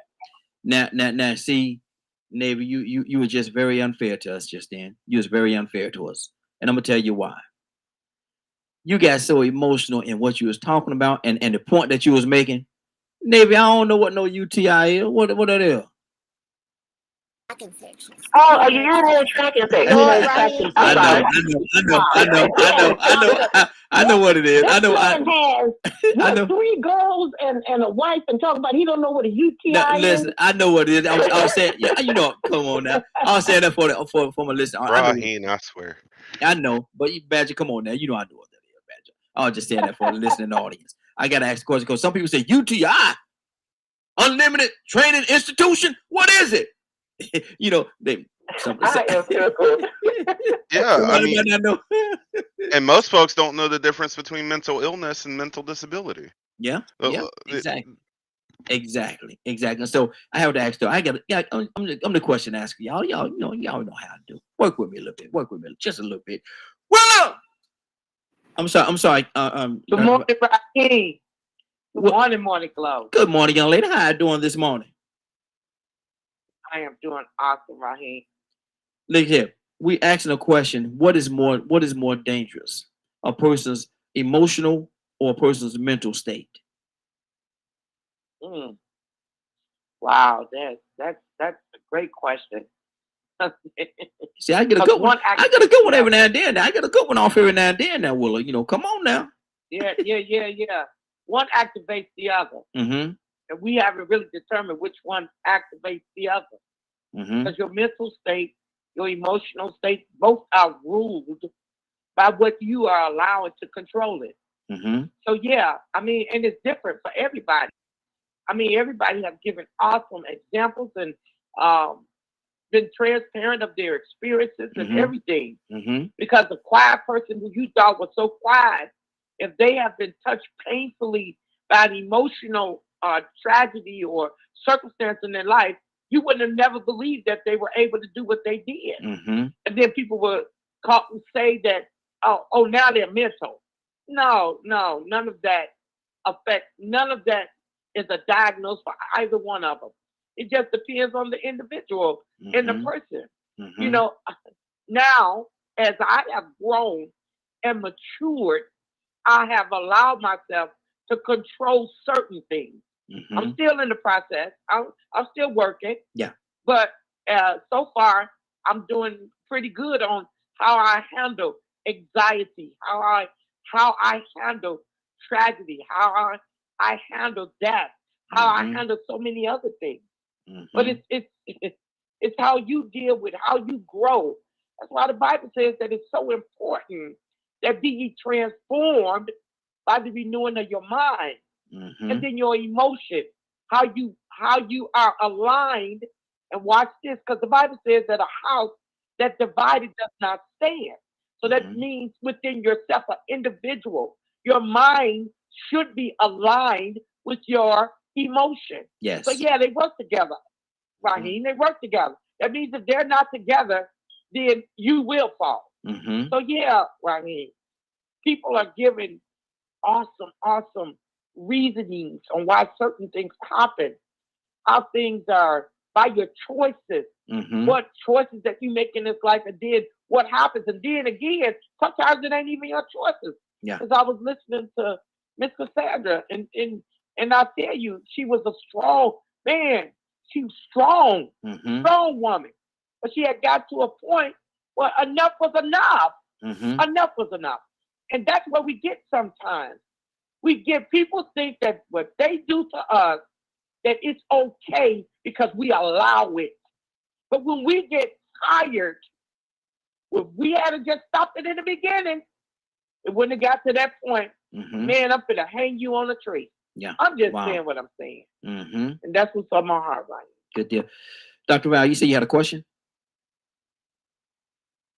Tucson, coming to you next, brother. Then K with an E.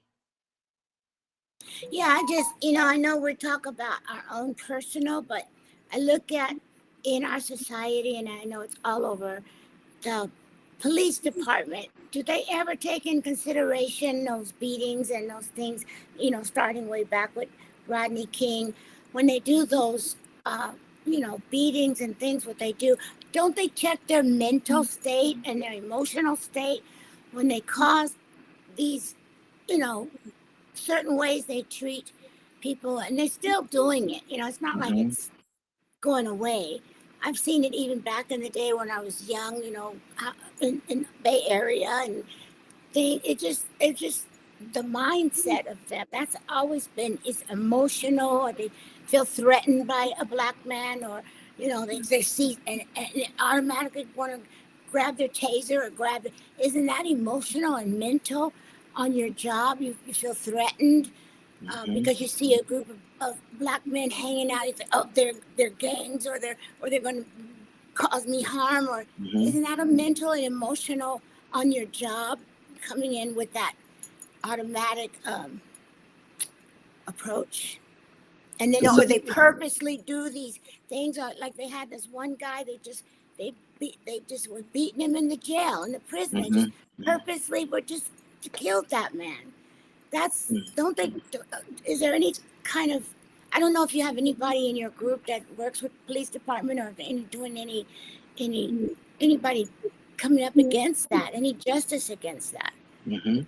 I mean, That's I'm what. new to the Atlanta area. I know the West Coast. It's the LA police. It was Rampart and all that. It was horrible Mhm. in LA. I wish Captain was on, because that's what Captain does. He trains police officers in that way. He goes around from state to state training police officers um on behaviors and how they should act. Cassandra, do you have any insight on that? Then Tucson, come to you What I didn't catch what it was. about the police training, and how they could be intimidated by seeing a group of black men hanging around or doing stuff. They could feel really feel intimidated or threatened without being threatened at Emotional. all. Yeah, emotional. Hmm. Yeah, emotional. That's usually what it is. Mhm. No, I deal a lot with gangs and prisons and stuff, going into prisons and stuff, but I really don't know about their training part. Yeah, Cap would have been perfect for that, but Mhm. I don't have an insight. I know that a lot of police officers, the ones that end up committing the crimes against citizens, is out of fear more than anything else. It's two things: it's hatred or fear. So I just, and I hate that because both of them are dangerous. To our community, especially. Especially. So I'm not sure, sis, doctor. I'm not sure. Good deal. Good deal. Tucson, talk to me, brother. What's on your heart based on the conversation? I sometimes get concerned with the way we approach on the, and y'all help me, Willa, Cassandra, and the rest of you. When we try to, or we make an attempt to pray and cast it out. Wait, be patient with what I'm trying to say because this is a delicate matter. And Shanavia, help me out.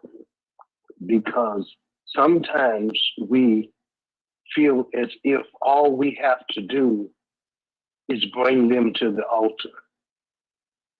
When in fact, they need help. And I know God can do anything but fail. Yes. But there are times when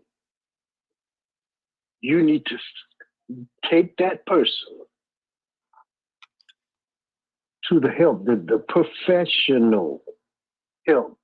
Pray. And when you finish praying, you make that phone call. Yeah.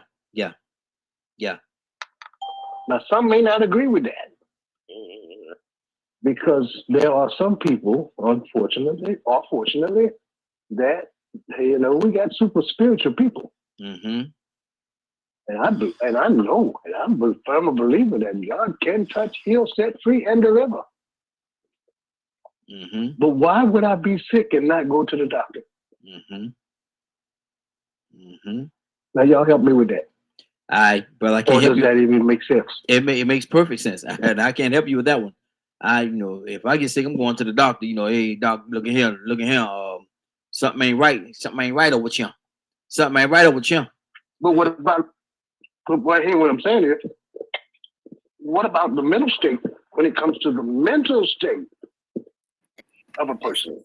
A lot of times, Tucson, truth of the matter, a lot of times people don't want to go. People don't want to go to the, people don't want that, man. People don't want it. No, what I'm saying is, when we taking it upon ourselves to make it seem as if the Lord is working through us, and we fail the person because we don't give them the help trying to shine. Yeah, it happens all the time. It happens all the time, man. You go up there, you poke your little chest out. I'm gonna pray over your brother, and you're gonna be healed. Humma riding on a Hyundai, and you send them on with the problem worse than what they came up there, worse than when they came up there. But you don't care on that because you feel as though that your prayers, and we're not gonna look down on prayer. We're not gonna we're not gonna do that. But at the same time, what I will say is just like you said, man. Sometimes you have to pray, and then you got to do some work.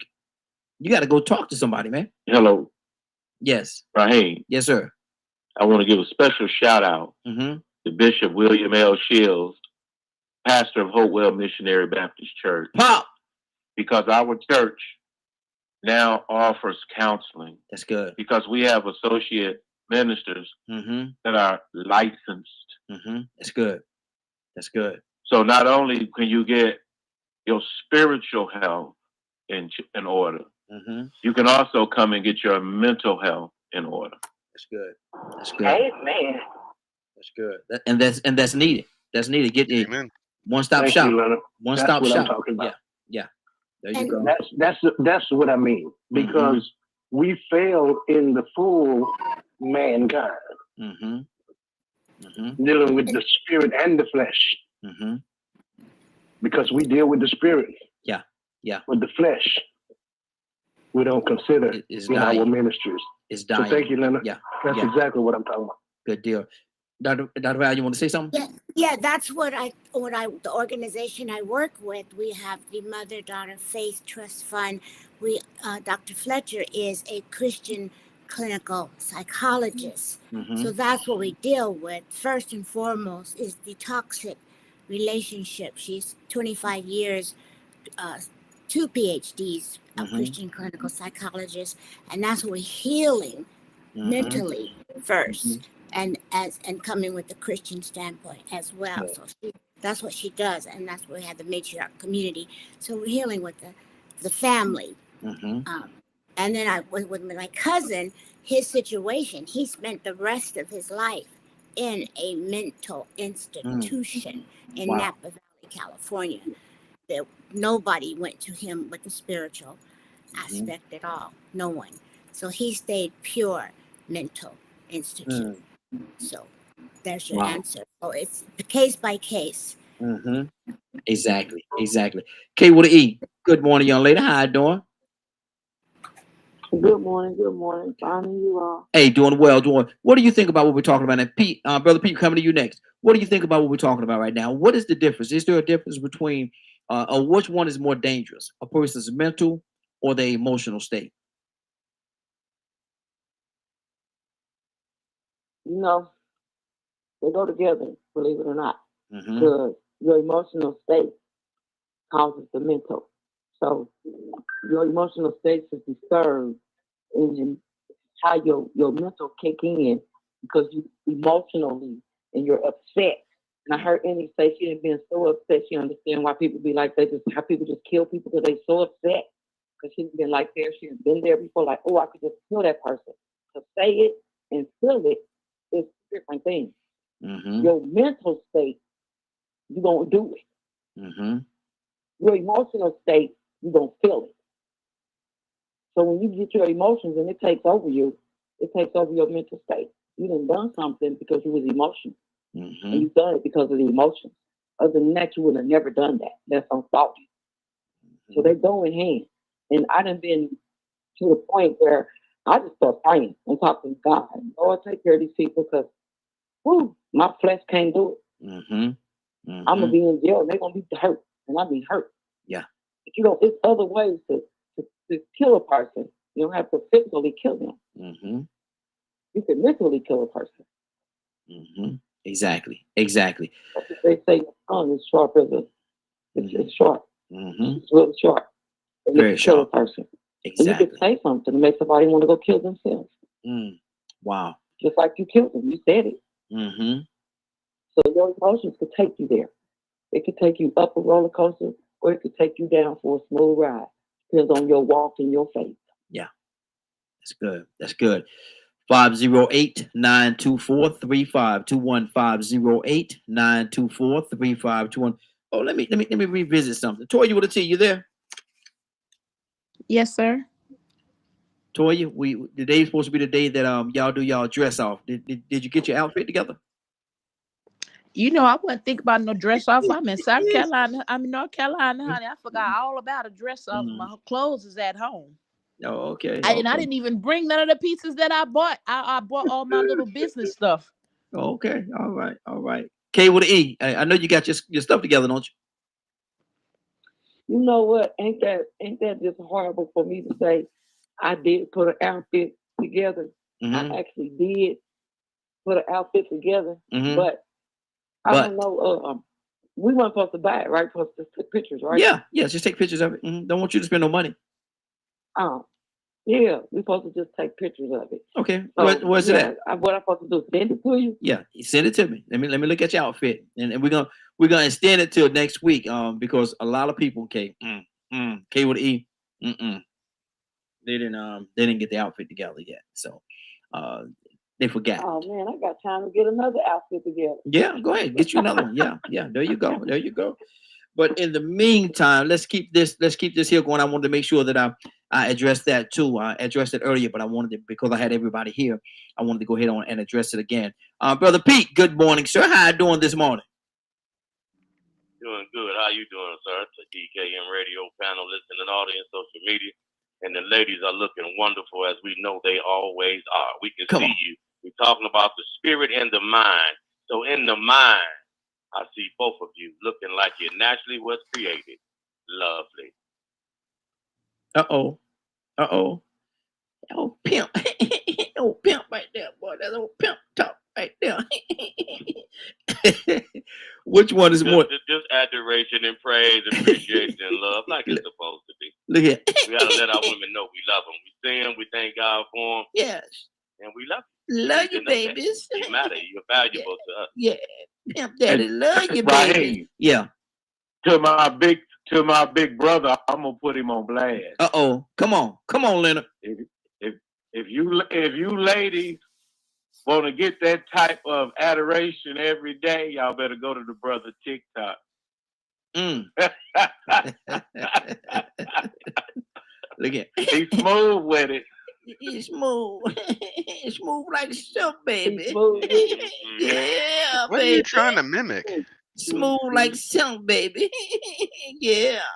Yeah, so you know how we did it back in the day, baby. Give me 5 on the black hand side. Come on, baby. I don't know what Raheem doing. It's jive time, turkey. Hey, brother Pete. Give me some of that 70s talk, brother. You got some of that in you. Give me some of that 70s talk, brother. Listen, you give me 5 on the backhand side, Yeah. brother man. Yes, man. That's right, brother. Yeah. You cool and smooth. You cool and smooth, yeah. Jive time, turkey. Lord have mercy. Is anybody old enough on the line when somebody They calls even you know. a jive turkey? Right. Did you really get mad? The jive time turkey, not just a jive turkey. You're a jive time turkey. That's what you will. So was that something negative to say to somebody? Oh yeah. Yeah, well, yeah, you tell me the jive. You know, it depends though. It depends. A lot of times it depends on who you're saying it to and what the situation is. It can mean something very bad, or it could be a loving thing. You jive time turkey. Let's go get us a Budweiser.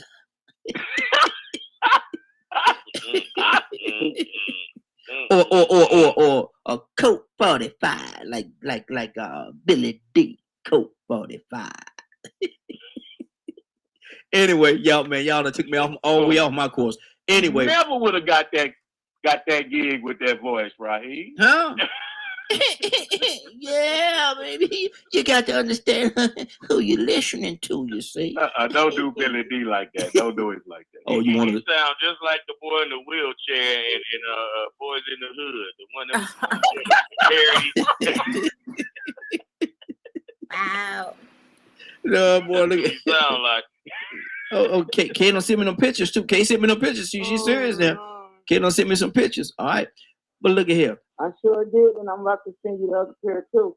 Oh, I told you I was gonna do this. You thought I was playing, huh? Yeah, I see. I'm telling you, that's under $50, y'all. That's under $50. Okay, all right. We're gonna put it together. We're gonna put it together. We're gonna do a poll and let people vote who they think win. Who they think won. We're gonna do a poll on DK, and we're gonna do a poll. So y'all make sure y'all get it to me. We'll poll it out and see who the winner and the winner is. That's my drum roll, y'all. That's the drum roll. Hey, Raheem. Sound like somebody slapping a lip. That's the drum roll. Yes, sir, Badger. I was thinking about something. Oh Lord, that's the dangerous part right there. Right? Yeah. And they're talking about this topic that we were talking on, and I was listening to what Navy said.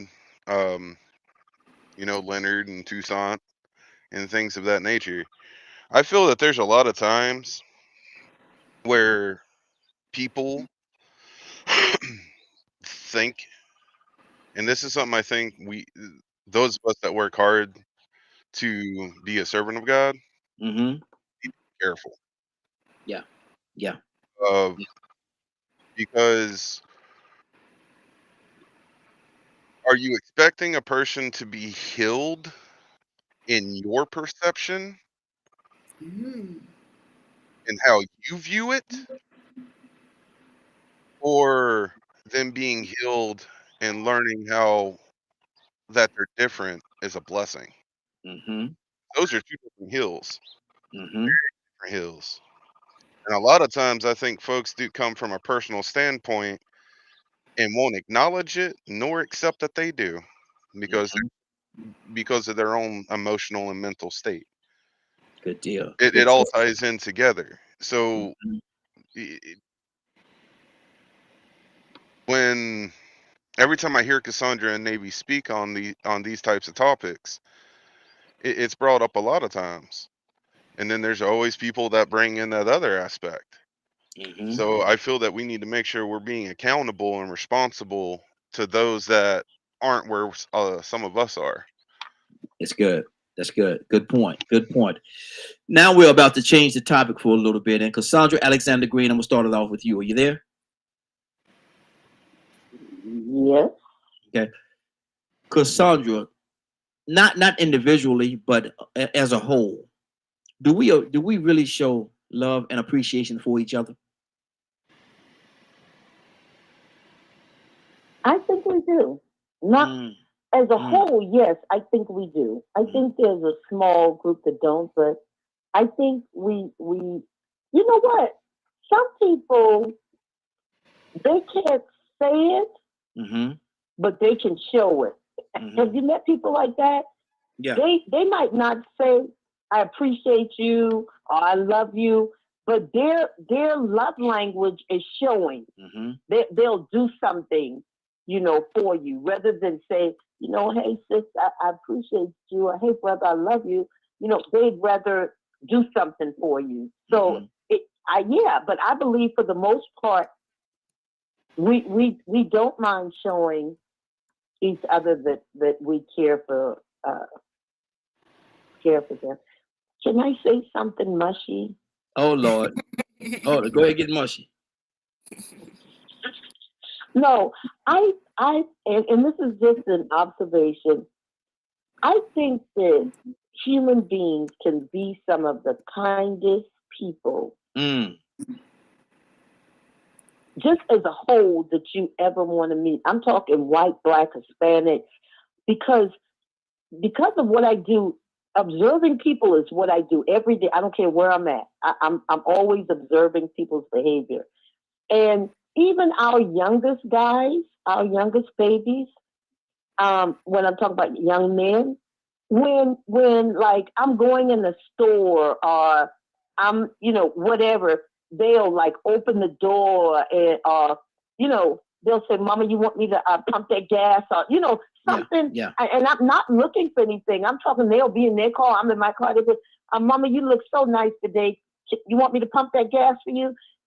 I think that we are some of the most caring people, and especially our young people. I want to commend them because they are not as bad as people want to portray our young men to be. Mm-hmm. I don't know why I wanted to say that, but yeah. Cassandra, can I be silly for a second? Yeah. Cassandra, them young boys trying to hit on you, Cassandra. No, they are not. They look. No, they are not. They try to break the streak, Cassandra. They trying to break the streak now. I'm gonna tell you, you better be careful now. No, they're not. Tucson? No, they're not. They're babies. Yeah. They want to be your baby. Yeah. And want you to be their baby. Tucson, you there? Be careful, Tucson. Be careful, Tucson. Be careful now. Well, that's it. Nothing. I can comment on that too. Okay. Hold on. We're gonna come back to Yeah, you. you When go you're ready. ahead. Yeah, go ahead. Tucson don't want to touch it. Mm-hmm. Go ahead. I told you that sometimes you know how to keep your mouth shut. Yeah. Dr. Val, go ahead. How do you My feel daughter, about praise? my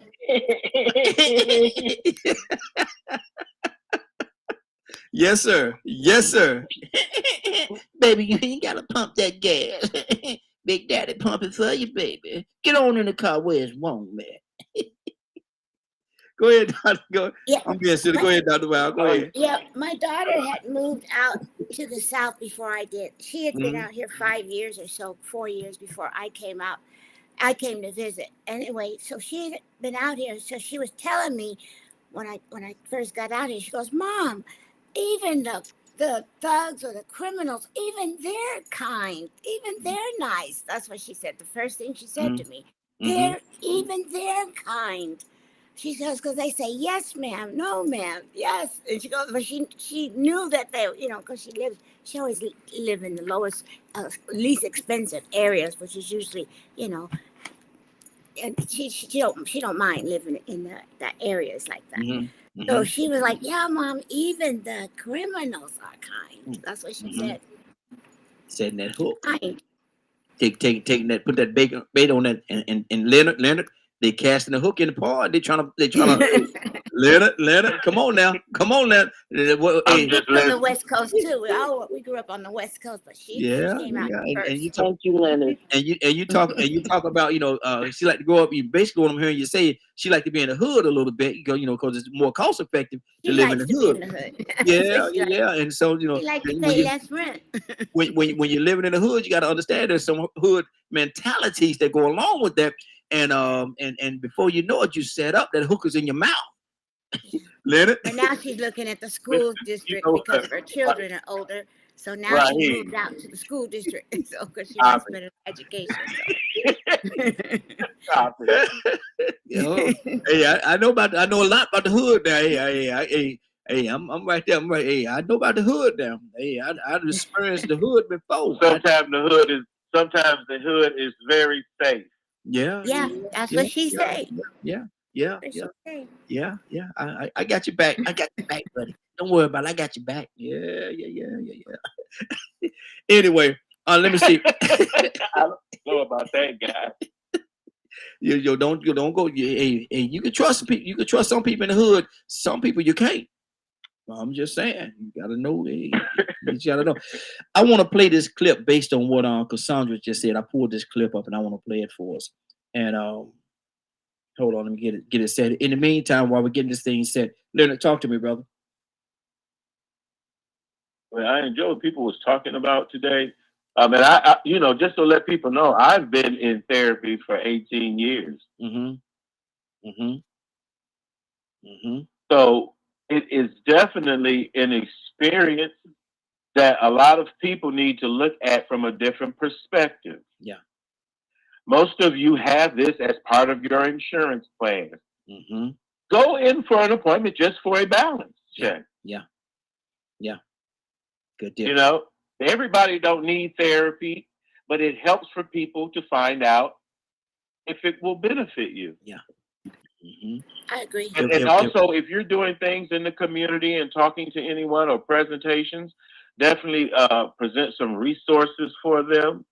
I've seen a huge explosion of the therapy business, but I think the best therapies come through word of mouth with people who have therapists and have gotten results to refer them.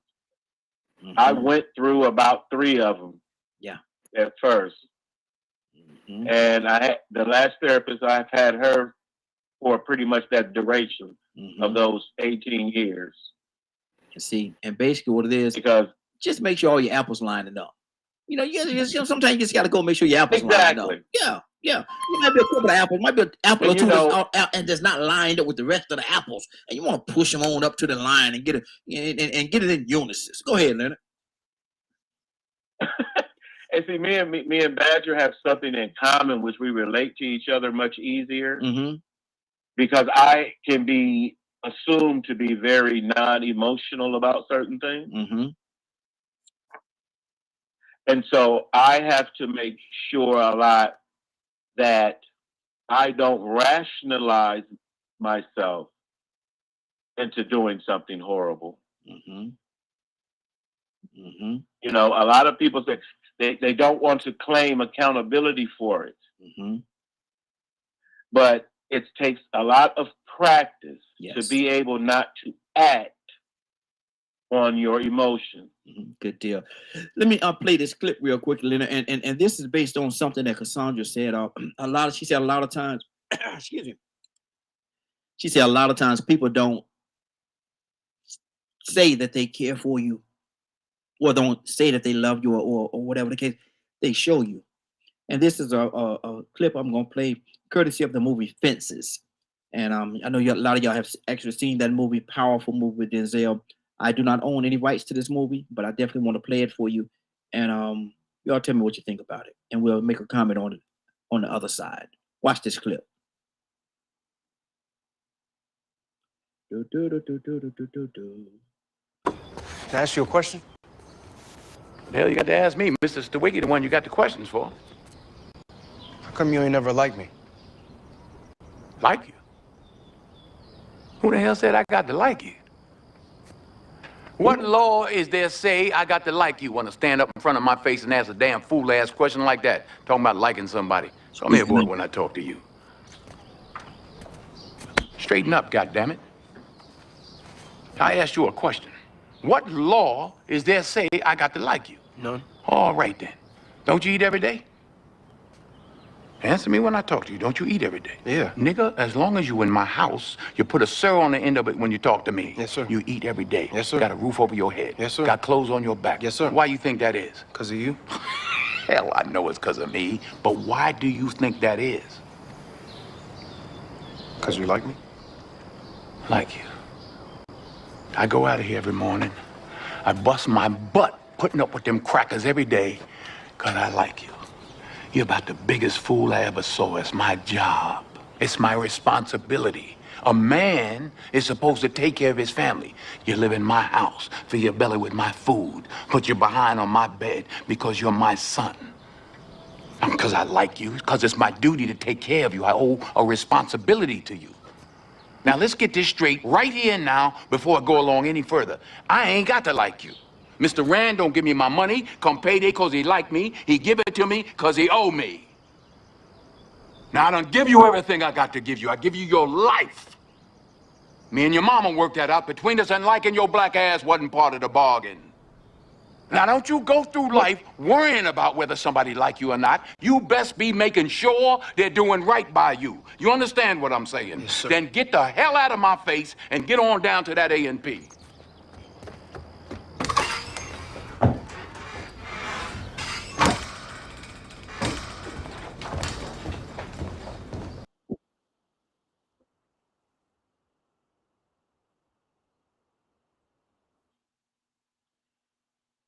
Wow.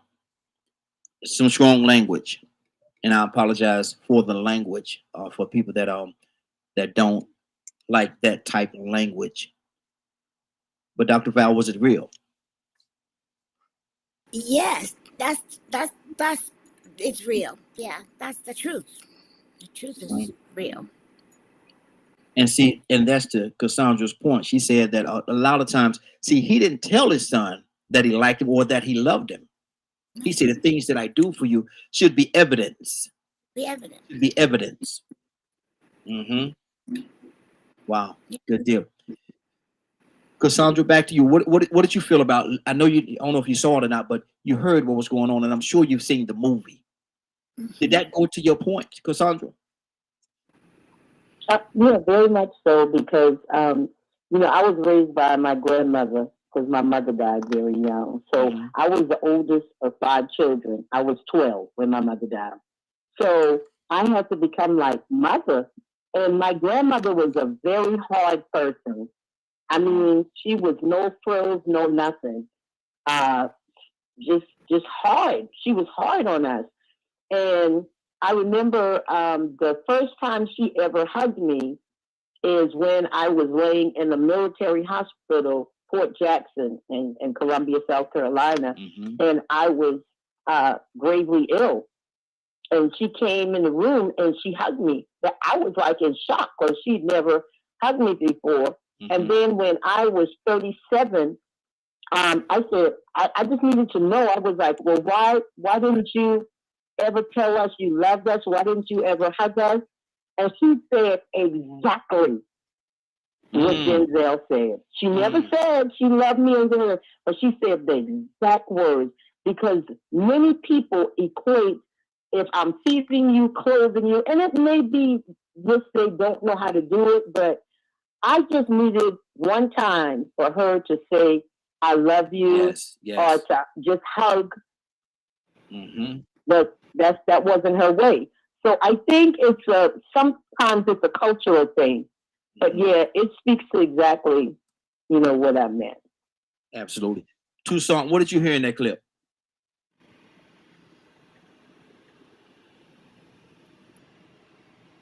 Tucson, you there?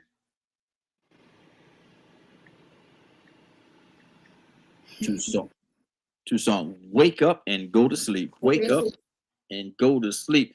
Toya with a T, talk to me, sis. Hello, now don't get me wrong. That was a true clip, but I still feel like it's toxic. Why so? Because your child needs to feel loved. I mean, I've always been so. My father explained to me what his job was, but when it comes to, I guess we're going to talk about psychologically. When you're growing up as a kid, it's very important to have human interaction with you in order for you to have balanced emotions when you grow up. You don't want nobody just going around, going through the motions. There's another clip later on down the line where he has a dialogue with the wife, and she's telling him the same thing. You don't think I felt a certain kind of way? But I need emotion from you. Yeah. I need to feel loved. I need you to tell me. Yes. And then at some point, he actually went out and had a baby on her. And they having a conversation. And she's telling him, you don't think I felt like I wanted to go be with a man that treated me better than what you did? But I stayed here because it was my job. So at the end of the day, do I understand? Yeah, it is your job. And just because I'm doing my job, that doesn't mean that I like you. But when it comes to the aerodynamics of a family and a mother and a father, okay, you can love someone because you did all this work for them. But did you make them feel loved? You love them because of all the time you've been around with them. You in the military and y'all all going through all of these different things. Let's go back to Maslow's hierarchy of needs. Y'all in the military, y'all in the college together, y'all spend time together, and you feel loved. So in that particular clip, I get it. But let's get to the root. How can he grow up to show effective love to his wife or significant other if he didn't get it from home? Yeah. So just like they went through that clip, imagine in a white household, they're teaching them not to like black people. Because it is a training. They're not taught to love. They're not taught to express emotion, especially to a person of color. Yes.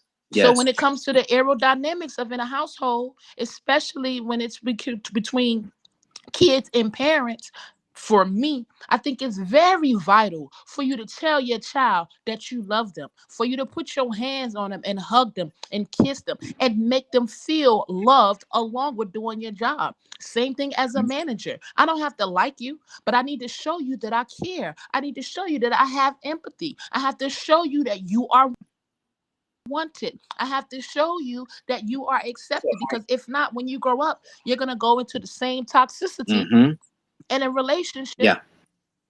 And okay, you can love them, but your emotions are still toxic, and everybody expresses it in different ways. And the aerodynamic like that, right? And I'm going to use my example. I grew up a lot of days feeling like my mother didn't even fool with me like that. But my father had already taught me it's not about how they treat you. It's about who you decide to be. And the way you break the mold is you make sure that you treat people the way you want to be treated. And so I took it upon myself to make sure when I noticed the aerodynamic in my family was not emotional, they're not really huggy, touchy, kissy, I made it my business to be huggy, touchy, kissy with my nieces and nephews. And we have a different dynamic than they do with their parents, because they know without a shadow of a doubt that I love them. They know that I show them support, not just because it's my job as an auntie, but mentally and emotionally.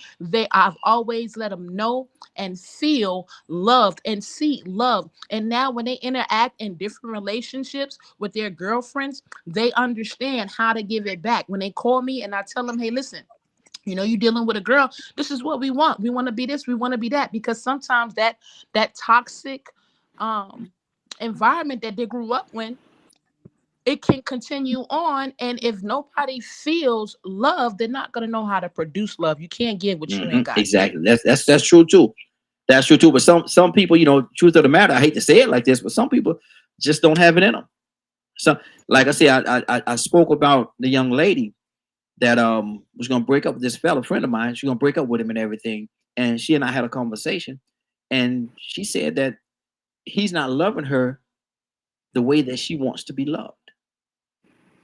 And it wasn't a physical thing. It's just that the embrace and all the other stuff and all the little stuff that go along with it. And I say, listen, don't judge him like that, because what he's doing, he may not love you the way that you want to be loved, but he's giving you all that he have. He don't know that, he didn't grow up in that way. He didn't grow up like y'all grew up, lovey-dovey and all this other. He don't have that in him. Maybe that's something that you need to try to wake up. Maybe you could work with him in that way. She didn't, and they broke up.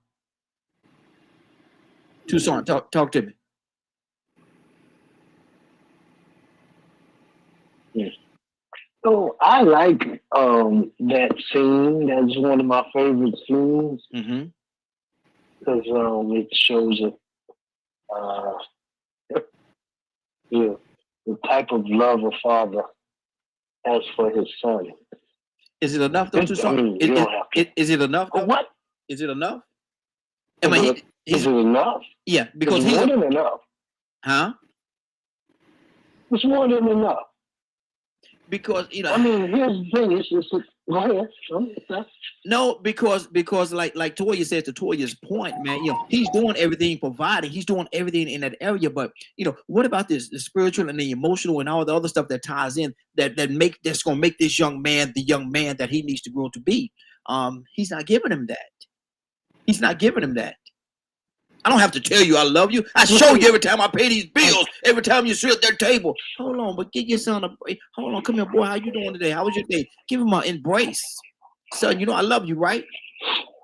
And have a talk with him. But go ahead. There's a time for everything. Just me, okay? Yes, sir. Yes, sir. It's just me.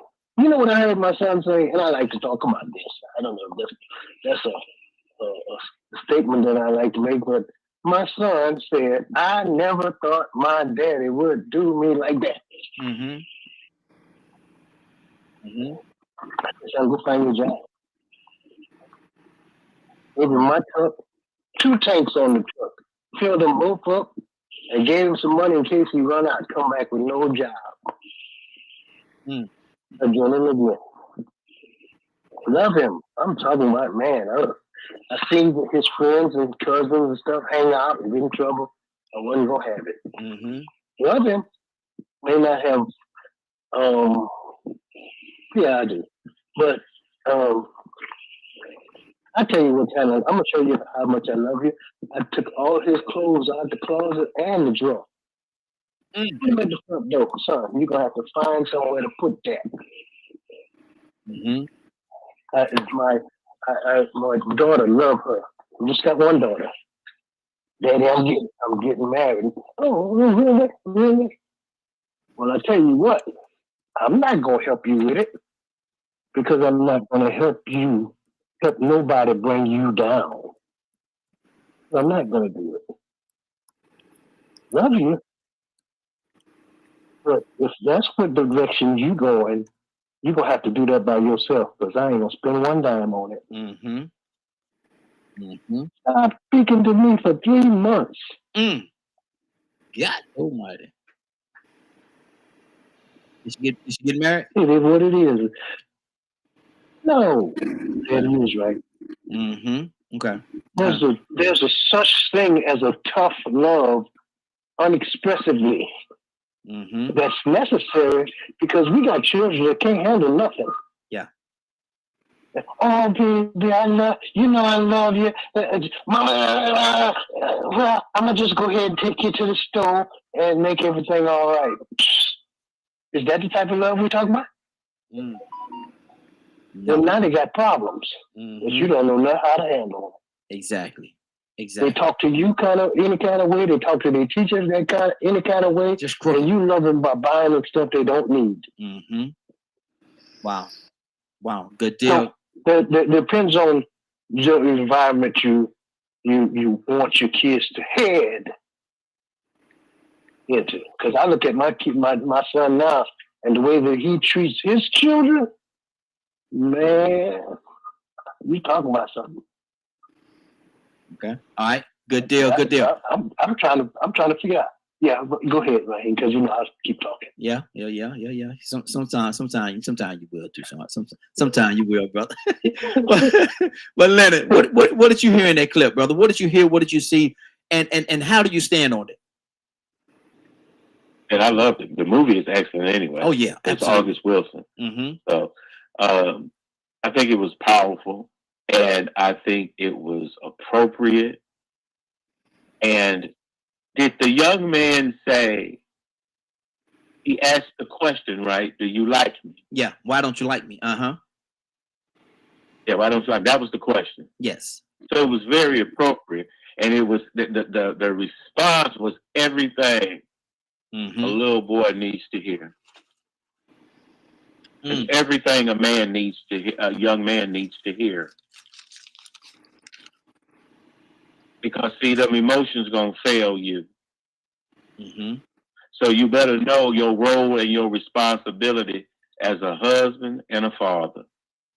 And trust me, I can love you, but I ain't got to like you.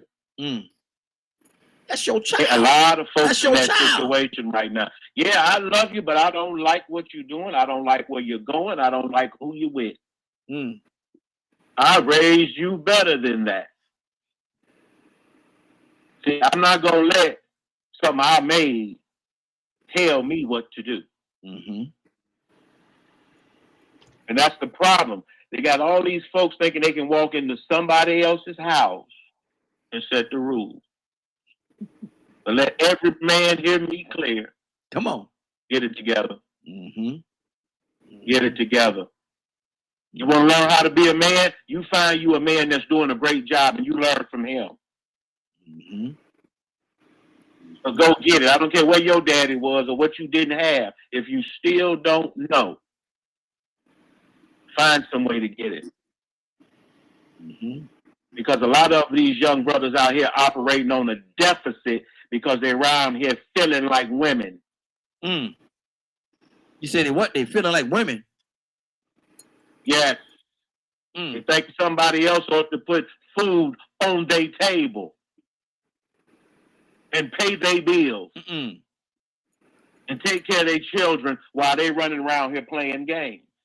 While they running out all the gas in the car. You sound and you look like a man, but you ain't doing nothing a good man would do. Just an oversized, boy. Good brothers. Get around some good brothers that's teaching young men to be good men, providers that will make great husbands. I don't need to teach you how to be nobody's boyfriend.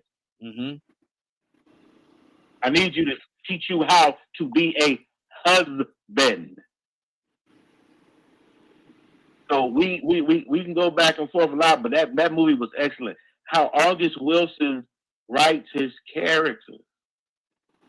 If you've read some of his other work, I mean, they're excellent how they play off each other and why they're usually in theaters. And I like the way Denzel brought Wilson's plays to bring them to the screen this way. Good deal. Good deal. But that boy said, make sure you understand what, because I know some good men, but if they didn't like you, they told you. I mean, they didn't love you, but they told you the truth. No, I don't like it. I don't like you and the way you act. Good deal. Stay right there, Leonard. Let's keep this thing going. Badger, talk to me, brother. I'm torn between the two. Why is that? I see a lot of toxicity in it, but I also see some important lessons in it. Mm-hmm. Have you ever seen that movie? No, I've just seen a bunch of clips. Mm-hmm. I choose not to. Mm-hmm.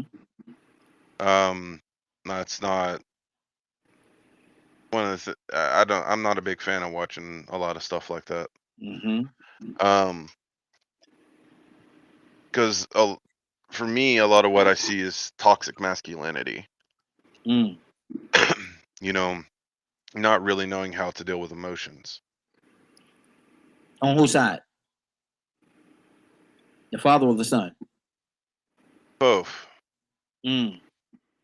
Because I feel that the better you're able to understand your emotional state, the more of a man it makes you. Mm-hmm. That is my belief. Because part of how I view the responsibility of a man or the man of the house or whatnot is to also acknowledge and understand those in the house. Not everyone learns the same, not everyone feels the same, and things of that nature. Maybe it's because of what I was born with to deal with, and all of my experiences led me to this.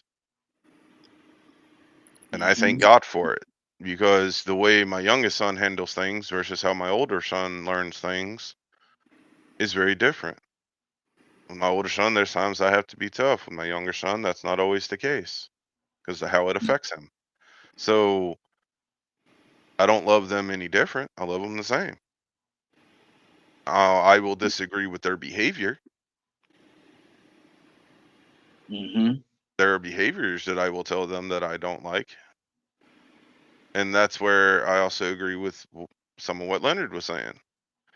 You know, his son asks, "Do you not like me?" And it's very different between like and love. Mm-hmm. You know, so part of my responsibility is to take care of you. But once you get to a certain age, if you're going to keep behaving that way, I'm not going to be nice about it. Mm-hmm. I'm going to love you from a distance. Because if you are going to be disrespectful to your mom, be disrespectful to other people, and disobey the rules, I'm going to enforce them. Mm-hmm. So, and sometimes that's where I feel that discernment of what is tough love and what is. What's that? Go ahead, I Badger. don't know. That hurt. Mm-hmm. What is tough love and what is not? So I feel a lot of times we need to have that discernment when we're raising kids and things. And I also, it's funny to me also because, there was also a comment about, women raising men Mm-hmm. and how they become too emotional. Mm-hmm. But yeah, some folks, when they see a scene like that, will say that the man wasn't showing emotion and it's toxic. He was probably raised by his dad. Okay, good deal. Stay right there. Go ahead, finish your thought real quick. I gotta keep it moving. Where's the balance? Mm-hmm. Good deal. Good deal. Brother Pete, talk to me, brother. What did you hear in that clip? A man who was hurt, carrying regrets. You gotta look at the time and the scene of his experience. He had some endeavors he wanted to pursue, and they didn't fall through, and he felt regrets and he felt inadequacy. The man appeared to have a loving wife, but he didn't love himself clearly enough to see his own value and purpose and the fulfillment that he did possess and what he brought to his life and to his family. So he would turn to drinking and turn to fulfilling his prowess and feeling his manliness somewhere else. And not realizing that a lot of that was sitting right there with you, brother. He loved his son, but he didn't want his son to feel the pain that he felt not being able to be fulfilled in his pursuit of a sports career. And then being relegated to a service job, right? And not really no chances for real advancement or doing too much, right? So what I saw was a lot of hurt and damage and injury. He loved his son, but he took a difficult route. He took that hard route. Some of the older men would talk to you and teach you things. You can't do that, boy. Brother Pete, let me ask you, can even that be traumatizing because we want our sons to be tough. We want this, but are we trying to teach them to be too tough, where they can't embrace? Well, I think it's somewhat changing because the older folks would tell you stuff like I was saying, and teaching you to do something. They were well, you don't know what you're doing. Yeah, you can't do that.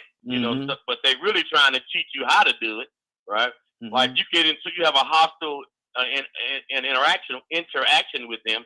Wake up the next morning, they say good morning and keep it moving. There's no apologies and all that. They didn't do apology, right? So now our generation or the children of those folks, I'm hoping we do try to get an understanding. We do apologize. We will listen. Give the young people a chance to express how they feel or perceive or see things, and go back and forth. But in that movie scene, that's what I saw. I remember the men in the late 60s and the 70s with Vietnam War, and they got the steel mill jobs and the manufacturing jobs for the cars and all that. And when the soldiers came back, they lost those jobs. But they were in the middle of paying mortgages and buying new houses. And then they lost their sense of manliness, and a lot of them turned to drinking and drugs and divorce, and these disruptions happen in their lives and happen to a whole bunch of people in their lives. And these are grown folks now in their 40s and 50s and 60s that grew up with that experience. And trauma hurt people, all that's true, and they all experience that. So yes, being too harsh, I think, can have harsh effects. You're very, very rough and rigid, you're gonna develop a rough and rigid person. So Exactly. you have to be careful with that. But just identifying the scene, the movie, that's what I thought. Good deal. Martin Luther King said, "Don't let them take your manhood." So you need to hold on to your manhood, because are we holding on to? Leonard just talked about your manhood. Are you letting your manhood go? Do you even know what your manhood is? Stand up here because you get a little bass in your voice, got a little hair growing on your chin and around your lip, above your lip, and now you think you a man. Because it's a man is a position of responsibility and duty. Not just because of age. You could be 50, 60 years old and very much a child. Very much an adolescent. Yeah. Very much insecure, immature, and lacking in your personal development. So it ain't nothing thought about you other than your appearance. Good deal. That's Good it. deal. So And I got to do this. I got to do my shout out this morning. Good morning, Mom. I see you watching over there, baby. I see you watching. Love you, love you, love you, love you dearly, baby. Thanks for watching this morning, Mom. I definitely appreciate it. K with an E. What did you hear in that particular scene? What did you see?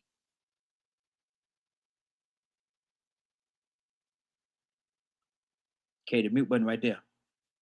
Okay. Hit the mute button, K. I hit the wrong button. Okay. Talk to me, sis. Go to somebody else. I'm feeding my dog. What did you hear in that scene? I didn't even hear all of it. I just heard them say, "Get out of my face." Oh, you missed. Oh, you missed it all. I ain't got time for that mess. That's what I heard out of that for. Okay. Yeah. You missed the whole thing. That's for we ain't got time for that mess. Go back and look at the movie again, and we'll talk about it later. But because you missed the whole scene. I said I didn't hear it. I only heard some of that. Okay. That's cool. That's cool. Toya with a T, talk to me, sis. Yeah, I believe it's all about balance. And again, you know what I'm saying? I'm taking it back to Jesus. He loved you. He loved everybody, even the ones that did something to him. But he wasn't toxic. Even if he was raised by a woman, God was his father. Joseph, there was a male around him that helps him learn how to be and act and move like a man. But it's the Father's love. We need to know that God loves us. And I believe God is a man. Because when you walk around feeling like your father doesn't love you, it causes other things. And I feel like there's a balance. You don't have to be toxic. Again, I'm tough because I feel like I was raised by my father. So I have a lot of characteristics, taking care of myself, how I deal with other people. But I was taught to love, and I know my father loved me. It did not take away his manhood. He was still tough. He'll still knock somebody out in one swipe. He will not be disrespected outside. But when it came to his kids, there was a part where he, at moments when it's necessary, he showed emotion. The Bible even says it's a time for everything, a time for peace, a time for war, a time for love, a time for hate. And we need to follow that when it comes to parenting. I don't care what nobody say. You cannot continue to walk around showing emotion, non-emotion, and think that you're going to have a well-balanced, productive citizen of society.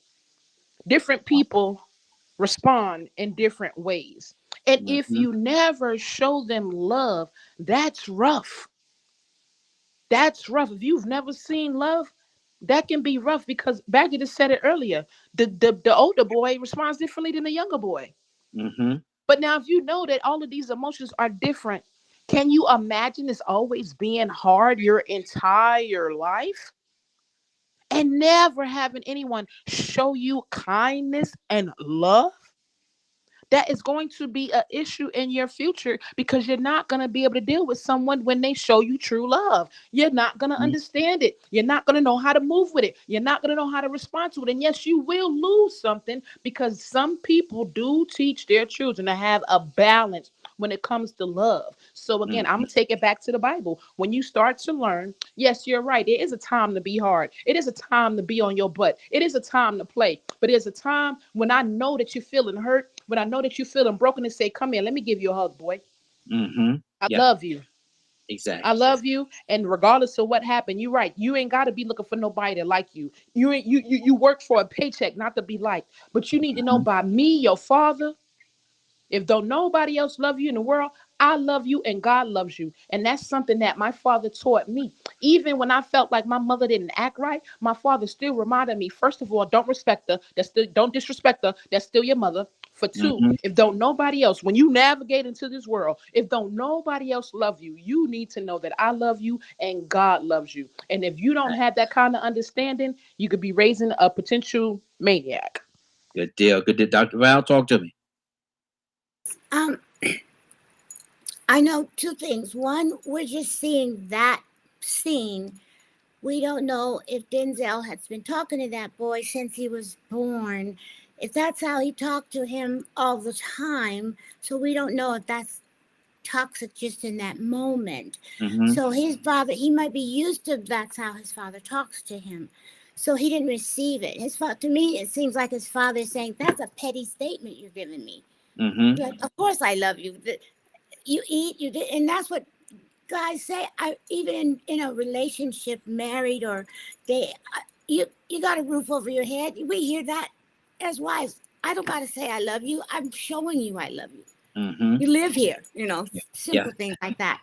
But you got a car. You got what? What are you saying? Of course I love you, because they don't know how to express that. Look at them shoes on your feet. And that's just a area that they're not used. Some men don't know how to say it. But the other thing is, I look at the prodigal son's brother. The prodigal son's brother, when the prodigal son was coming home, the first thing his brother asked the father, how come I didn't get a fatted cow? How come you're not giving? And see, he was a king or a wealthy man. But the first thing the brother, how come I don't get a fatted cow? Don't you love me? How come you love him more than you love me? But see, it's how people perceive it when your actions with someone else. And so, and of course the father's like, well, you've been here all the time. If you wanted a fatted cow, you got to ask for one. Same thing. Why are you asking me that? Like why are you asking me, do I like you? Of course I like you. Same thing. Exactly. You're going to ask.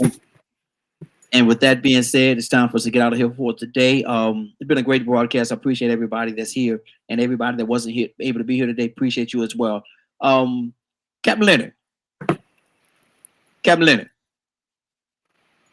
Yes, sir. What's going on at 3 o'clock today, man? Somebody said he missed a piece or a part of the broadcast. They got here 8 o'clock, 8:30, 9 o'clock, even 9:30. And they say, Lord, I missed a part of that. They had a good broadcast today. I wish, Lord, I wish I could hear it and hear it in its entirety. Leonard, can you help him out? Do I have to say it twice? No. If you did not get a chance to hear the show in its entirety, log on to www.dkmmediagroup.com at 3 o'clock Eastern today. Good deal. Everybody ready for the pledge? Let's go. I will take this day. I will take this day and be the best that I can be. And be the best that I can be. Do the best that I can. Do the best that I Do can. the best that I can.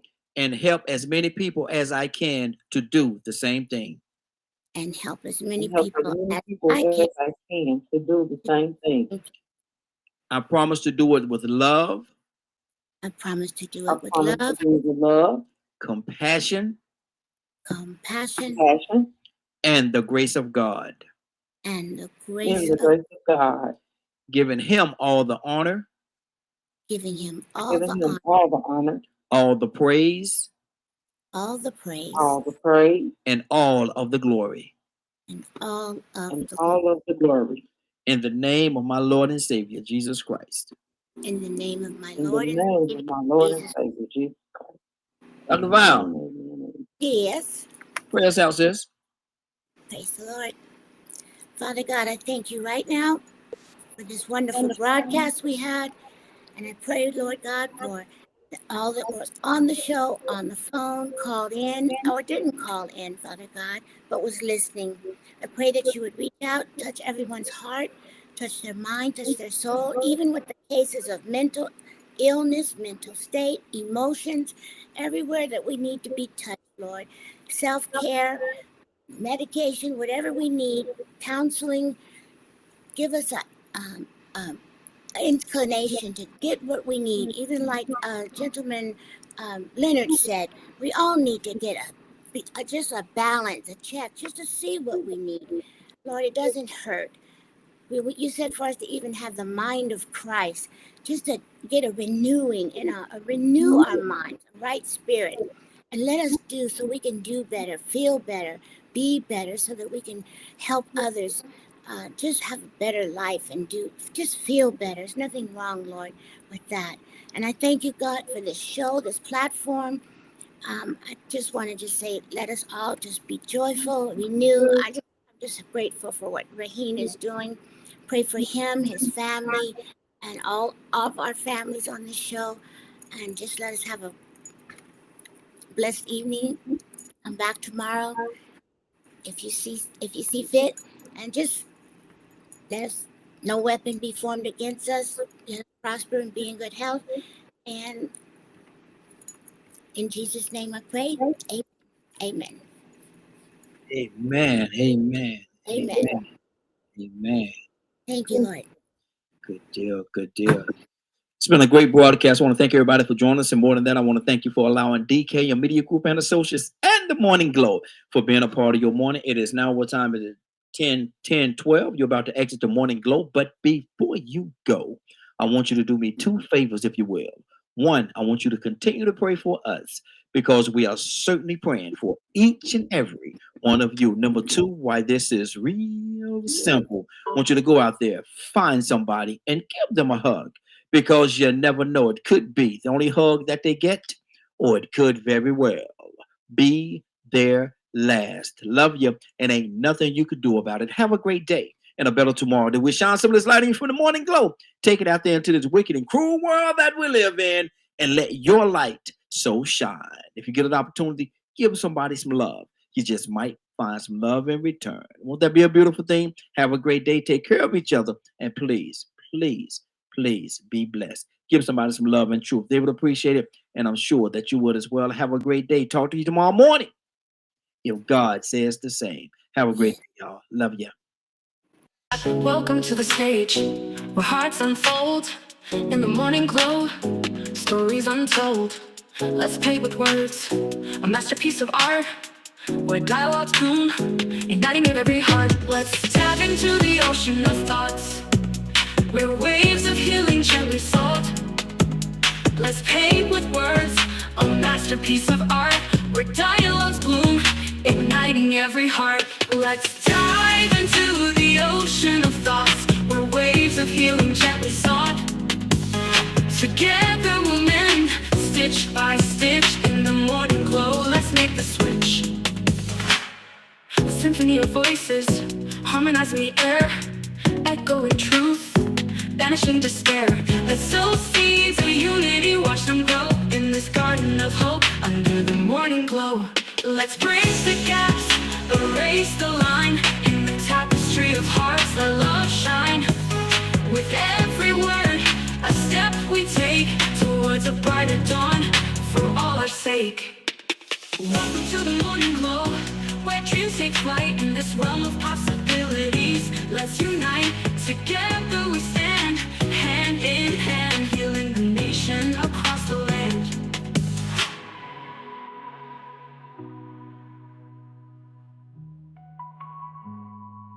Let's dive into the ocean of thoughts where waves of healing gently sought. Together we'll mend, stitch by stitch in the morning glow. Let's make the switch. Let's dive into the ocean of thoughts where waves of healing gently sought. Together we'll mend, stitch by stitch in the morning glow. Let's make the switch. Let's symphony of voices